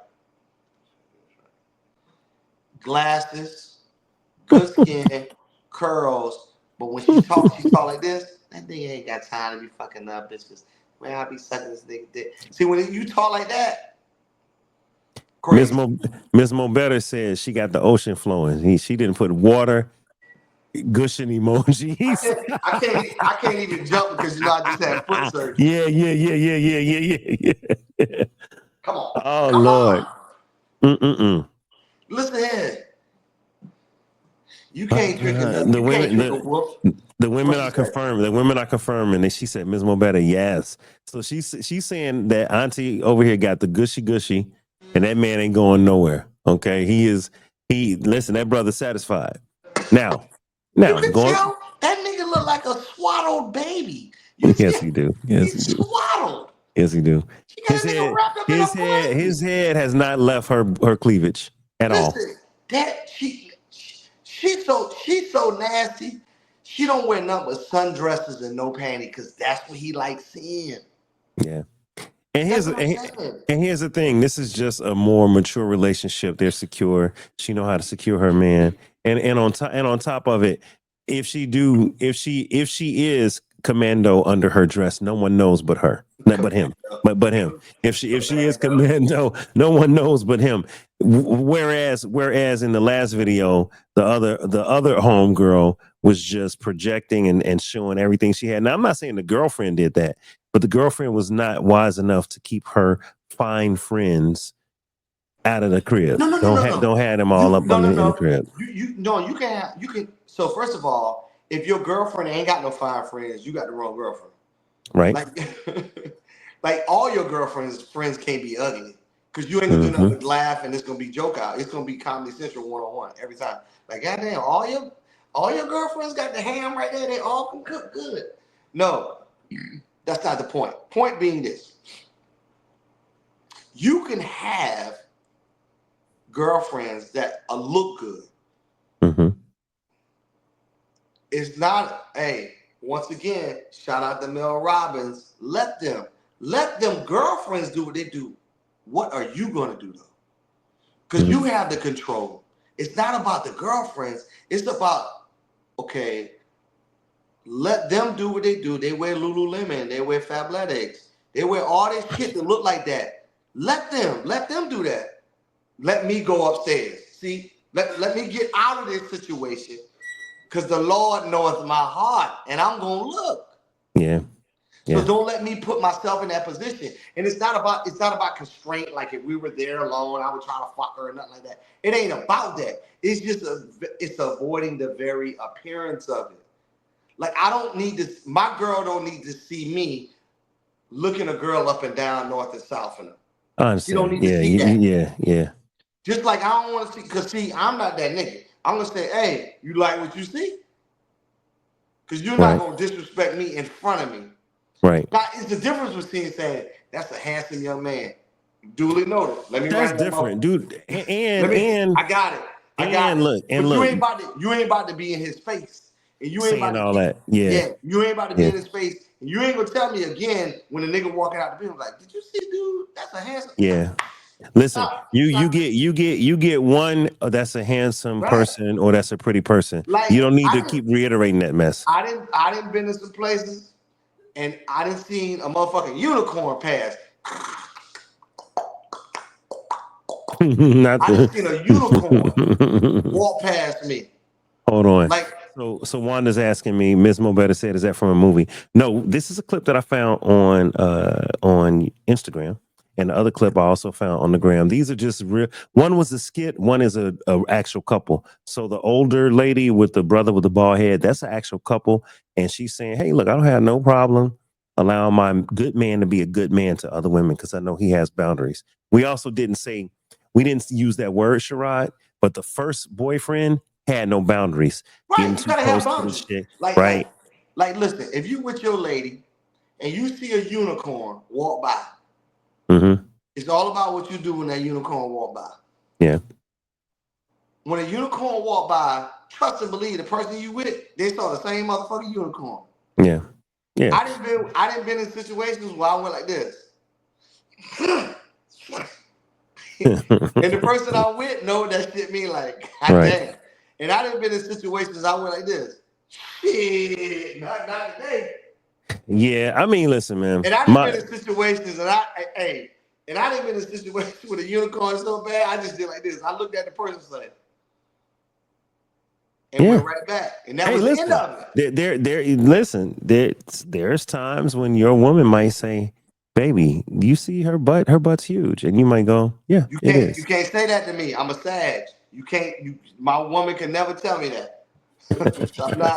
I'm not putting myself in the way, because now we gotta go down a rabbit hole. What do you mean her ass is big? Man. See, like no, in what way? That's because you want to court death. I was born in darkness. I was born in darkness. You nearly lived there. You thought the dog was your friend. Yes, I did think the dog was my friend, motherfucker. By the time I saw the sun, it was only light. I was like, damn, how that go? Jesus. God damn, that nigga went to heaven and came back. Yeah, Bane was something else. See, Shirai, you want to court? Nah, No. I don't want to court. What I'm saying is, I'm not gonna put myself in a position to have to make that decision. That's why I'm taking my motherfucking ass up. Look at this. Hold on. Prime example. Ms. Mobetta said, I'm not sharing my man by any means necessary. She said she is not sharing her man. Like, prime example, I'm living in LA. Mm-hmm. You know, and there's a bunch of AKs in the house. Yep. And this is the topic. Can a good man be too nice? No. What you do is this. I asked somebody, I said, hey man, do you have any ugly women on your line? She said, what you mean? I said, again, there hasn't been one ugly chick that's walked through this door. Everybody you studying with, everybody you cool with, not one of them ugly. Your whole line looks beautiful. That's when you do the church handshake from afar. You don't do no hug, nigga. When you see all of them, that motherfucker's right here. Hold on, let me put you on the screen. Wait, do it. Yeah, do it again. Boom, that's it. She right there. Hey, how you? This how they come in. Let me show you how they come in. They come in like this. Watch. Oh my God, it's so good seeing you. Right. Bang. How you doing? Good to see you too. Good to see you too. Right. Yeah. I'm not doing that. The right hand of fellowship. The right hand of fellowship. Now, if all of a sudden it's the right hand and you start feeling that thumb go like that, get away. Don't invite them in. Yeah, because you got people women will rub your back. Women will put their boobs under your. They put their boobs. Listen, I'm a charismatic guy. As Jay-Z would say, I know my own flow is foolish. I know the shit I be saying, motherfuckers. The way I like to move when I meet any woman, any woman for that matter, my wife's friends, whomever. You don't meet no more women, nigga. You mad? No, I don't.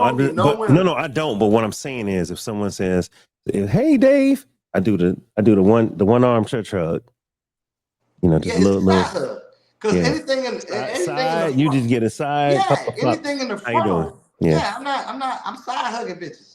I'm not front hugging. I'm not front. Back when I was a single man, this is in the year 2000. This is 25 years ago. You don't have to quantify the date. No, I do. I do. Many moons ago. No, but I'm putting it out there. So 25 years ago. 25 years ago, we had a friend from church. She would give bear hugs, and I used to be like, I'm gonna say her name because no, you can't say her name for legal purposes. You can't say. Okay. Well, from my old church, she used to back in Atlanta. Don't say the church name either. See, that's your fucking problem. That's why you're a nice guy.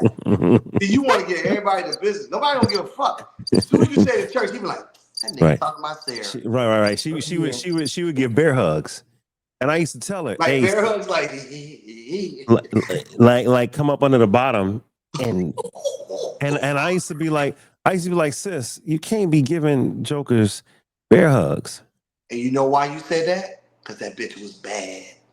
You can't be giving jokers bear hugs. No, the only reason you didn't want her to give you a bear hug because she wasn't cooking sweet potato pies because she looked like a sweet potato pie. I guarantee she was bad. Was she bad, Dave? Yes, she was bad, Rod. Thank you, Dave. Because if she was ugly, we wouldn't be having this conversation. And if she was ugly, your promiscuous ass would not be letting her give you bear hugs. Now you going dark. Now you going dark. This never the Lord. That was the camera did its own thing. No, you allowed it to happen because you kind of you wanted those bear hugs. Because if you didn't, you would have been like, yo, I had a chick at church like that. I told her, I said, sis, you got to stop giving us bear hugs. And I used to see her all the time. And I used to look at her, and she used to look at me. Everybody know what that look mean. You know if I catch you outside, I'm going to fuck you. And I used to see her, and I used to always see her. And she'd be like, hey, Brother Kynes. I'm like, hey, sister. Yeah. Hey, Brother Kynes. I'm like, hey, sister. And she'd be like, what you doing? And I'm like, hold on a second. And I'm like, and she's like, hey, Brother Kynes. I'm like, hey, what's up? She's like, what you doing? She said, hey, I'm trying to go to such and such and everything. I said, it's not gonna work for me. That's not gonna be a good look. She said, why not? And, this is how to get you. This is how to get you now. Oh no, you can bring your wife. I said, no, I can't. I'm somebody jumped in the green room. Send me a DM. I want to make sure I know who this is. Send me a I gotta make sure it's a brother, I believe. But send me a DM, bro, so I know who it is. So I know you joining. All right. Yeah, I gotta put myself in that position, man. Like again, bro, when you get to a certain age, bro. Yeah, check this out. So we have a clip of a brother who's speaking about when women are a little bit too friendly. So we just saw a brother being friendly. We saw a woman saying, hey, I'm okay with my man being a good man. But listen to this brother right here talking about how some women are too friendly. And nobody wants a friendly woman smiling in everyone's face, being charming. I don't make the rules, but when a woman is friendly, it gives the wrong impression of men. A woman just being nice will have men thinking they got action because men can't tell the difference and will think you flirting. And women don't even like women who are too friendly. They gonna talk about you behind your back. Trust me. All right, so he's right. Okay, he's right. A flirtatious woman. Well, we know some flirtatious women, and that's the problem you run into. Okay, so no man wants his woman. Just like and it may sound as if I'm being crass and biased here. No man wants his woman to drink more than him, flirt more than him, and hang out or go out more than him. Okay. Every man wants his woman to be a little more reserved, right? He don't want her to be up in every nigga face, right? Of course, right. Whether it's family or not, there's a certain degree of respect. And to you and listen, look, man, like you said, to your point, of course you want a lady in the street and a freak in the sheets. That's what you want, right? But it's gotta be heavy on a lady in the streets. Like you really don't want a woman that's too loose in public, and it's like, it becomes an embarrassment. And you don't want a woman to drink you under the table in public because it becomes an embarrassment. I don't want my lady to have more masculinity and more toxicity than me. I want my lady to be a lady. If she does it in front of you, what is she doing when she's not in front of you? There you go. Yep. Dealing with now it's reputation. It precedes you. Your reputation precedes you. So now niggas look at that because niggas ain't shit. There you go, ladies. Y'all want to hear it? Niggas ain't shit. And bitches ain't shit but hoes and tricks. But still, my whole point is women have more game than men. But when women give men an inkling to step in that void, men step in that void. They do whatever they got to do. They pay for it. They show it a good time. They buy it. Whatever. Wait, she said what? You have to have respect. That's what I just said. You gotta have respect. You gotta have respect for your significant other. Boundaries. Give her points. Come on. Boundaries should be set from the beginning of the relationship. Period. Because if you don't set that base, she is who? Tell her to jump on. That's Wanda. That's Wanda. She's right though. If you don't set that baseline in the beginning, what happens is you automatically become susceptible to the bullshit. Yeah. And that's where being loyal, being loyal to your significant other comes into play, whether they're in your presence or not. But see, this is the key though. And ask you this. You had to be taught that. you had to be shown that, or life experiences made you understand that. Yeah, it's definitely You don't get that through the process of now being with a guy and you in your 40s, and now all of a sudden you're trying to practice some shit you never been taught, you never seen it, you never learned it, and you never had life experiences of doing it. Like it just don't work like that. That's why it's so imperative that men are in boys' lives and women are in young women's lives or young ladies' lives to teach them these things. You have to practice this discernment. Yeah.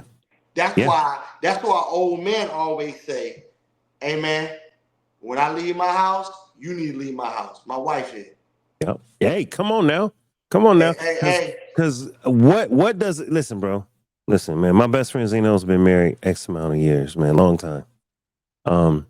And I knew him and Talia when they were single before they got married, right? We went to college together. Talia and Zenos were married at 13, and they've been married for the last 64 years.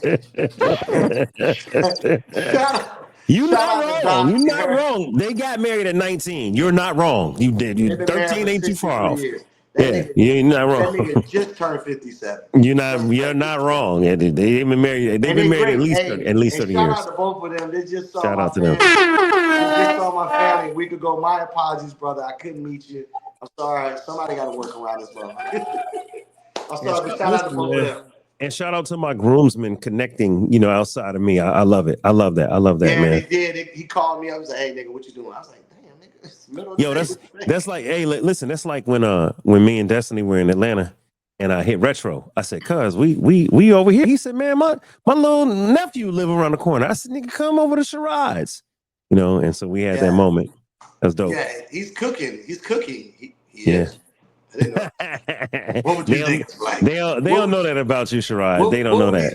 What would these field Negroes like to eat? They don't know that about you. Sherrod, listen, man. Hey, shout out. Listen, my lifers, everybody that don't know brother Sherrod, he's a chef. So don't play with that brother. Don't play with him, all right? A real chef, on TV chef.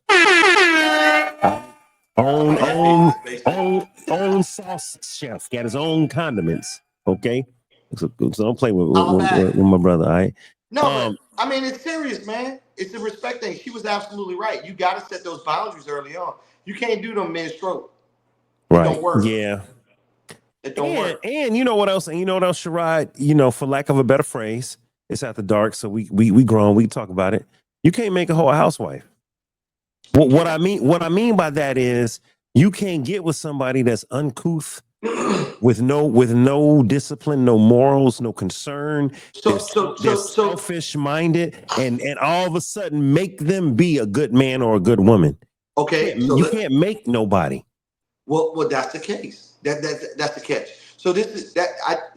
I have difference of opinions on that. It's not about making her a hoe and a housewife. It's about, does she have the discernment to want to change her ways? Like has because if you raise a child a certain way, when they grow old, they won't depart. They might get off the road, but they'll come back. Does she have the intestinal fortitude in her to understand, like, hey, I strayed a little bit. Let me get back on the path, right? Yeah. It doesn't necessarily now. Is she? Because a lot of times a hoe is a hoe because of a certain reason. There's something there that makes her that. It could be monetarily. It could be from, there may be some issues, family issues. Whether some people say it's daddy issues. Yeah. There's something there. Now, if you got time to deep dive and try to understand it, you might be the better person, and that could be on the male side or the female side. On the female side, yeah. And look, I want to say this, man. A lot of us have had a whole phase, all right. But then you have some people who just have transactional mentality, like they have not matured yet. Correct. Like it's not a phase. They really are stuck in a mentality, and I'm not judging. I'm not judging anybody that's had that mentality or that currently has it or that just had a whole phase. What I am saying though, being a married man, is that when you want to get married, you got to let go of the past and the childish ways, and you got to change your mindset, especially for women, because women struggle in 2025 with being transactional. They struggle with, what have you done for me lately? What do I get out of it? Okay, so wait a minute. What do you mean? Okay, I want you to park your plane. But when you say they struggle with being transactional, yeah, deep dive in that. Stripper mentality. You said they struggle with it like that's all they want? Yes, they struggle with letting go of a transaction mentality. And I'm talking about younger women. I'm not talking about women that have matured. I'm talking about younger women in 2025 typically think, well, what can I get out of this nigga? What is he going to do for me? Okay, so therefore they choose a guy who is not a good guy, but maybe a nice guy because he's a simp. Or he might be worse. He might not be nice at all. That nigga might just be a nigga with money. But he ain't worth. But that's a young mindset. Yes, and that's what I'm getting getting at. And when you find that's out, what I'm getting at. Yeah, right. And I agree with you. And when you find out that, okay, so part of that is you don't respect yourself, or there's some level of I'm trying to figure it out. Sure. Yes. So when you see women that do that, sooner or later, they're like, oh man, this nigga he let me go on shopping sprees. He takes me here, he takes me there, but he's never here. Yeah. He's never omnipresent. Right. And he's never vulnerable. He don't never really put his guard down or open up. All he think about is paper chasing and scamming. But think about this though. Once again, that's it. Like, I'm not the pot calling the kettle black. That's all some niggas know. If you haven't had a man in your life to show you how to be a man, the only thing you seen was Sam over there, or Tommy on the corner selling drugs. Yeah. That is your father figure. That is your benchmark. That is how you express your love, by buying things and buying people. And look, and again, not judging anyone that's in that stage of life, right? Right. Because look, we've all been there, or we've known people that's been there. Correct. Okay? But what I am saying is, from a wisdom standpoint, as you grow older as a man, you got to get out of this transactional chick mentality. Transactional chick is this: you got some money for me, daddy? You got something for my rent, daddy? But that may be what some people want. Okay, that's on them if they want. Okay, hold on. Check this out. Let's talk about it. Uncle Shay Shay.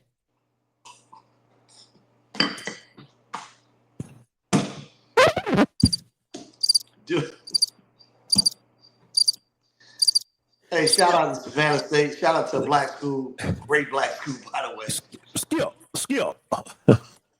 Listen, man, Shannon Sharp then went from skill to that's my Shelly. To I don't know. Hold on, listen to, if you say that word again, I'm gonna choke the shit out of you. To his latest quote. If you haven't seen it on his show, he was on the show with Ocho, and something off camera. I'm gonna say something because it could have been his dog, it could have been a person, we don't know. But he was on camera with Ocho and Joe Johnson from the Hawks. Something caught his ear, and he was like, "Shut the fuck up."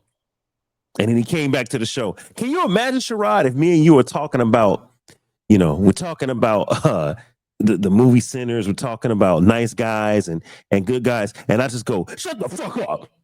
First of all, nigga, I'm gonna think you got Tourette. That's number one. And then Sherrod, I don't apologize. I just say, and so I think the movie centers was a very applicable and positive movie for America.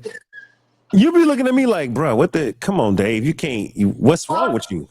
But you know what though? I will tell you this though. So I used to tell people all the time, man. If you never, okay, so it still goes back to the first thing I tell you about.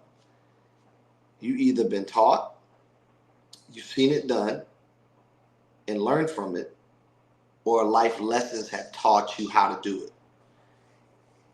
When you become a multi-millionaire, it doesn't, and it's an old cliche, it doesn't make you change, it just makes you more of who you already are. Shay Shay was always... Hold on, Sherrod. Let me jump back in here. Where's my camera? So y'all know I'm married. Destiny's over here braiding her hair, listening to the show. When she said, "What up, Des?" And so Sherrod said, "What's up, Des?" Baby, you may have to get on the mic or something because now I'm over here. I'm impersonating Shay Shay. You gotta And stop that shit. I'm like, shut the fuck up.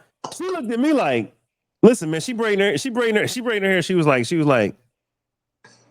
Who this nigga talking to? and, What up, and Dad?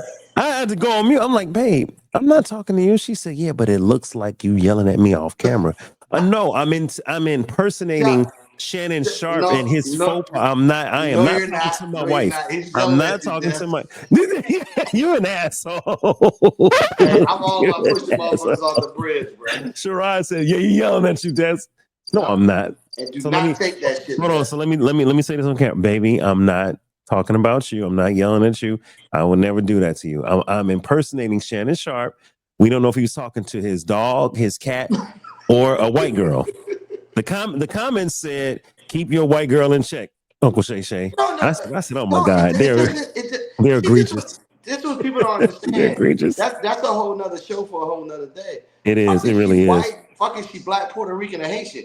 It don't matter. What matters is you too old to be acting like that, my nigga. You 57. Yeah. Grow up. Yeah. You got enough money to buy pussy from here to motherfucking Africa. Yeah. Grow up. Yeah. Like just grow up. And I was kind of getting at that part, right? I'm getting at the idea that you have to grow up. See, money begets him, right? Money, that's a character flaw. And I'm not judging. What I'm saying is now you have access to things that you didn't have access to before. Yeah. So your stardom has gotten you to there. Yeah. But if you've been doing that, the only thing the media does now is blow up who you've already been your entire life. Like it's not anything different. He just, instead of him being $20 million nigga, he's now $100 million nigga. Yeah. I already told you, there's a reason why God don't give certain people the numbers to the lottery. Yeah. Because God knows if he give it to us, Dave, we out. Destiny, put your mama on the phone. Put your mama on the phone. Yeah, I ain't coming back. Man, no. Listen, if I win the lottery, listen, man, it's destiny or heaven for me. All right. It's destiny for life. It's destined for life for me, man. That's where I'm at with it, man. And that's where I'm staying. Look, hold on. I'm trying to find the clip, bro. I gotta find the clip. All right. I can find the clip. I'm gonna find the clip where he cussed. Yo, this is crazy, yo. He can play Shannon Sharp, man.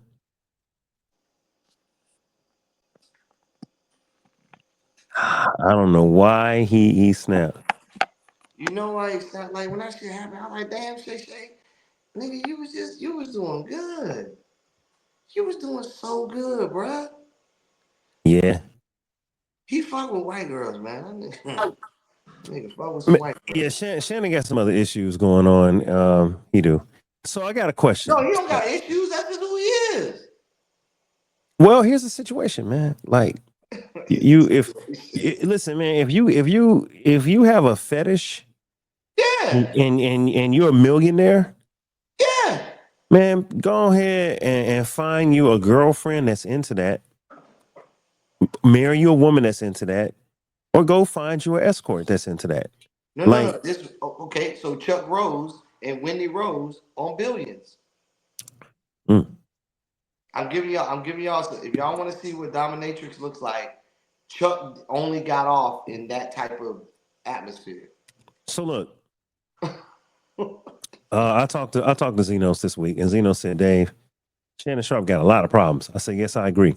Now I'm gonna let him speak on it himself, but part of the gist was, bro, you going on 56, 57, and you into BDSM, like grow the hell up, like you're into role play and acting like you master. And why though? Why? There's a culture. There's a whole culture out there that does that. Destiny laughed at that. Babe, he was like, Shelly. Okay, so he went from Shelly to, you say that word again, I'm gonna choke them. No, but I also think Shannon. I don't think Shannon's bipolar, but I think he realizes that certain things sell. like sex sell. Like he accidentally was on a what's them little pills called? Them rope pills. Woo! Get everything hard. Your ears hard, your nose hard, your lips hard. So I mean, you're a spokesman for a male enhancement substance. He is. Yep. Now you might as well. I mean, no disrespect. You might as well make a sex tape and pull your dick out. I mean, you think some of this? You know what though? This is my thing though. This is my thing though. This is my thing. It's all TV. It's all gimmicks. Here's the issue with Shannon Sharp and the OnlyFans model. Apparently, Sherrod, he had a kink, a BDSM kink, where he liked to dominate. First and foremost, he's a big black dude, and she's a little white woman. He's not that big. I'm probably about the same height as him. Well, if the woman is 100 pounds and 5'3", it don't matter, right? You know what I'm saying? Like, I know one thing. I walked up on a nigga one day. The nigga looked like he could still play in the league today. That's what I'm saying. Like Shannon Sharp ain't no joke. He Hall of Famer. All right. Now they're joking about the fact that he's a tight end and he likes tight ends. I'm sorry. I'm sorry. Because second of all, the woman sounded slow. Listen, bro. When have you heard the tape? Yo, the tape is like this. There's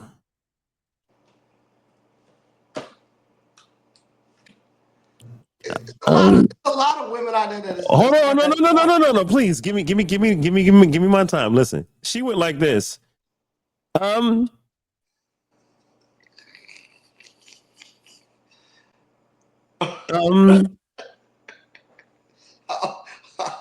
me finish. I don't feel like being choked, Shannon. And he was like, you don't have a choice. I might choke you in public. And she was like,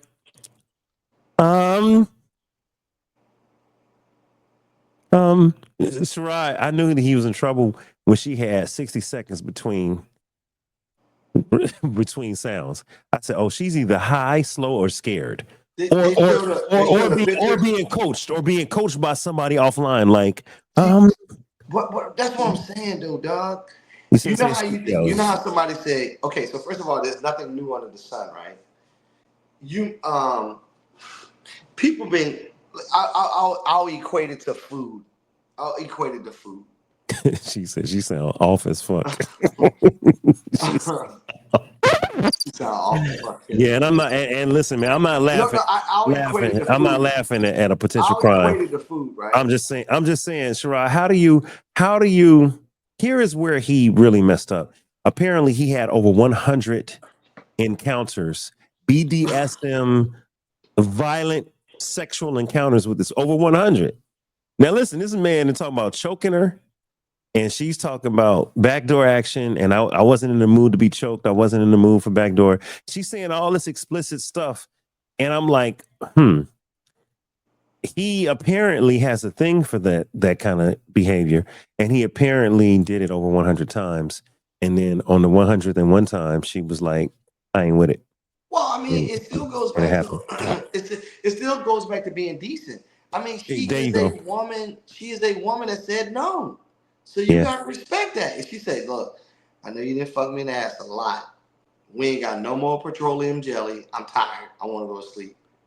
That's your time to respect it. Although she's 99 times before that, she's like, go ahead, baby. You can do what you want to do back there. It doesn't matter. But then, again, people do shit like this because it's antics, bruh. Keep that shit to yourself. If that's what you want to do in your spare time, go ahead. Like a sex tape accidentally leaked and you was on the red pills? No, it didn't. It's by design. It's by design. All this shit is bullshit, man. It's all propaganda. What happened was the switch turned all the way on Brawl and he thought it was going to stay at 350. And it fucked him up. That's what happened. He thought that shit was going to be attainable and he could stay in the same place. He's like, oh yeah, this shit's attainable. I got a goal in mind. I'm going to keep it right here. And all of a sudden, that bitch went on flame on and he couldn't bring it back. That's what got him caught up. He took a leave of absence on ESPN. And nigga's never going to be back on ESPN. It's the Disney Channel. I was like, all right, I gotta go. It's time. You gotta roll out. Yeah, man. I was looking for the clip. Dang, I can't find the I clip, don't want to man. see that shit, you degenerate. Yo, Ocho Cinco and Joe Johnson looked at him like, yo, what the hell is wrong with this man? No, you know what I love though? What's that? I think that is the best podcast outside of Dave Life After Dark TV. Hey. I think that is the best podcast because both of those Negroes are ignorant as fuck. They are. Nightcap is great. I want to play this last clip and then we'll let you go. This is going to sum up the night. There's good men and then there's nice guys. A man explains the difference between a nice guy and good men. Check this out. Like nice guys are passive aggressive, emotional, no core values, backstabbing, not great husbands, not protectors and providers. And then good men are savage servants, confident, capable men who will stand in the gap and be ferocious, but who will come home to their kids, lay down and let their kids crawl all over them. Because there's nice guys and there's good men.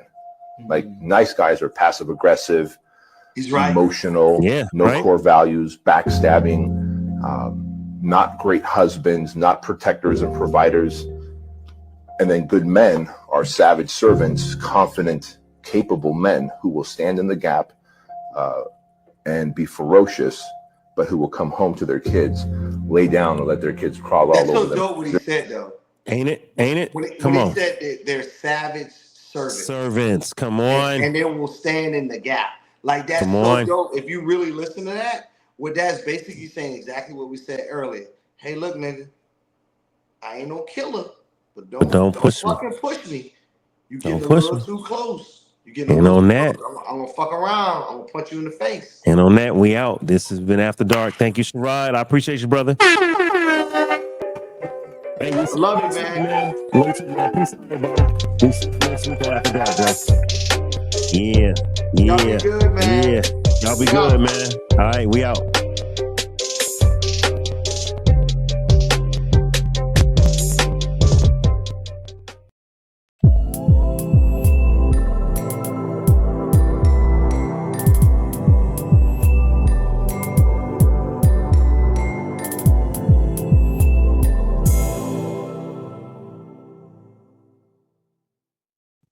Make sure you subscribe, y'all. Make sure everybody subscribe to the page, okay?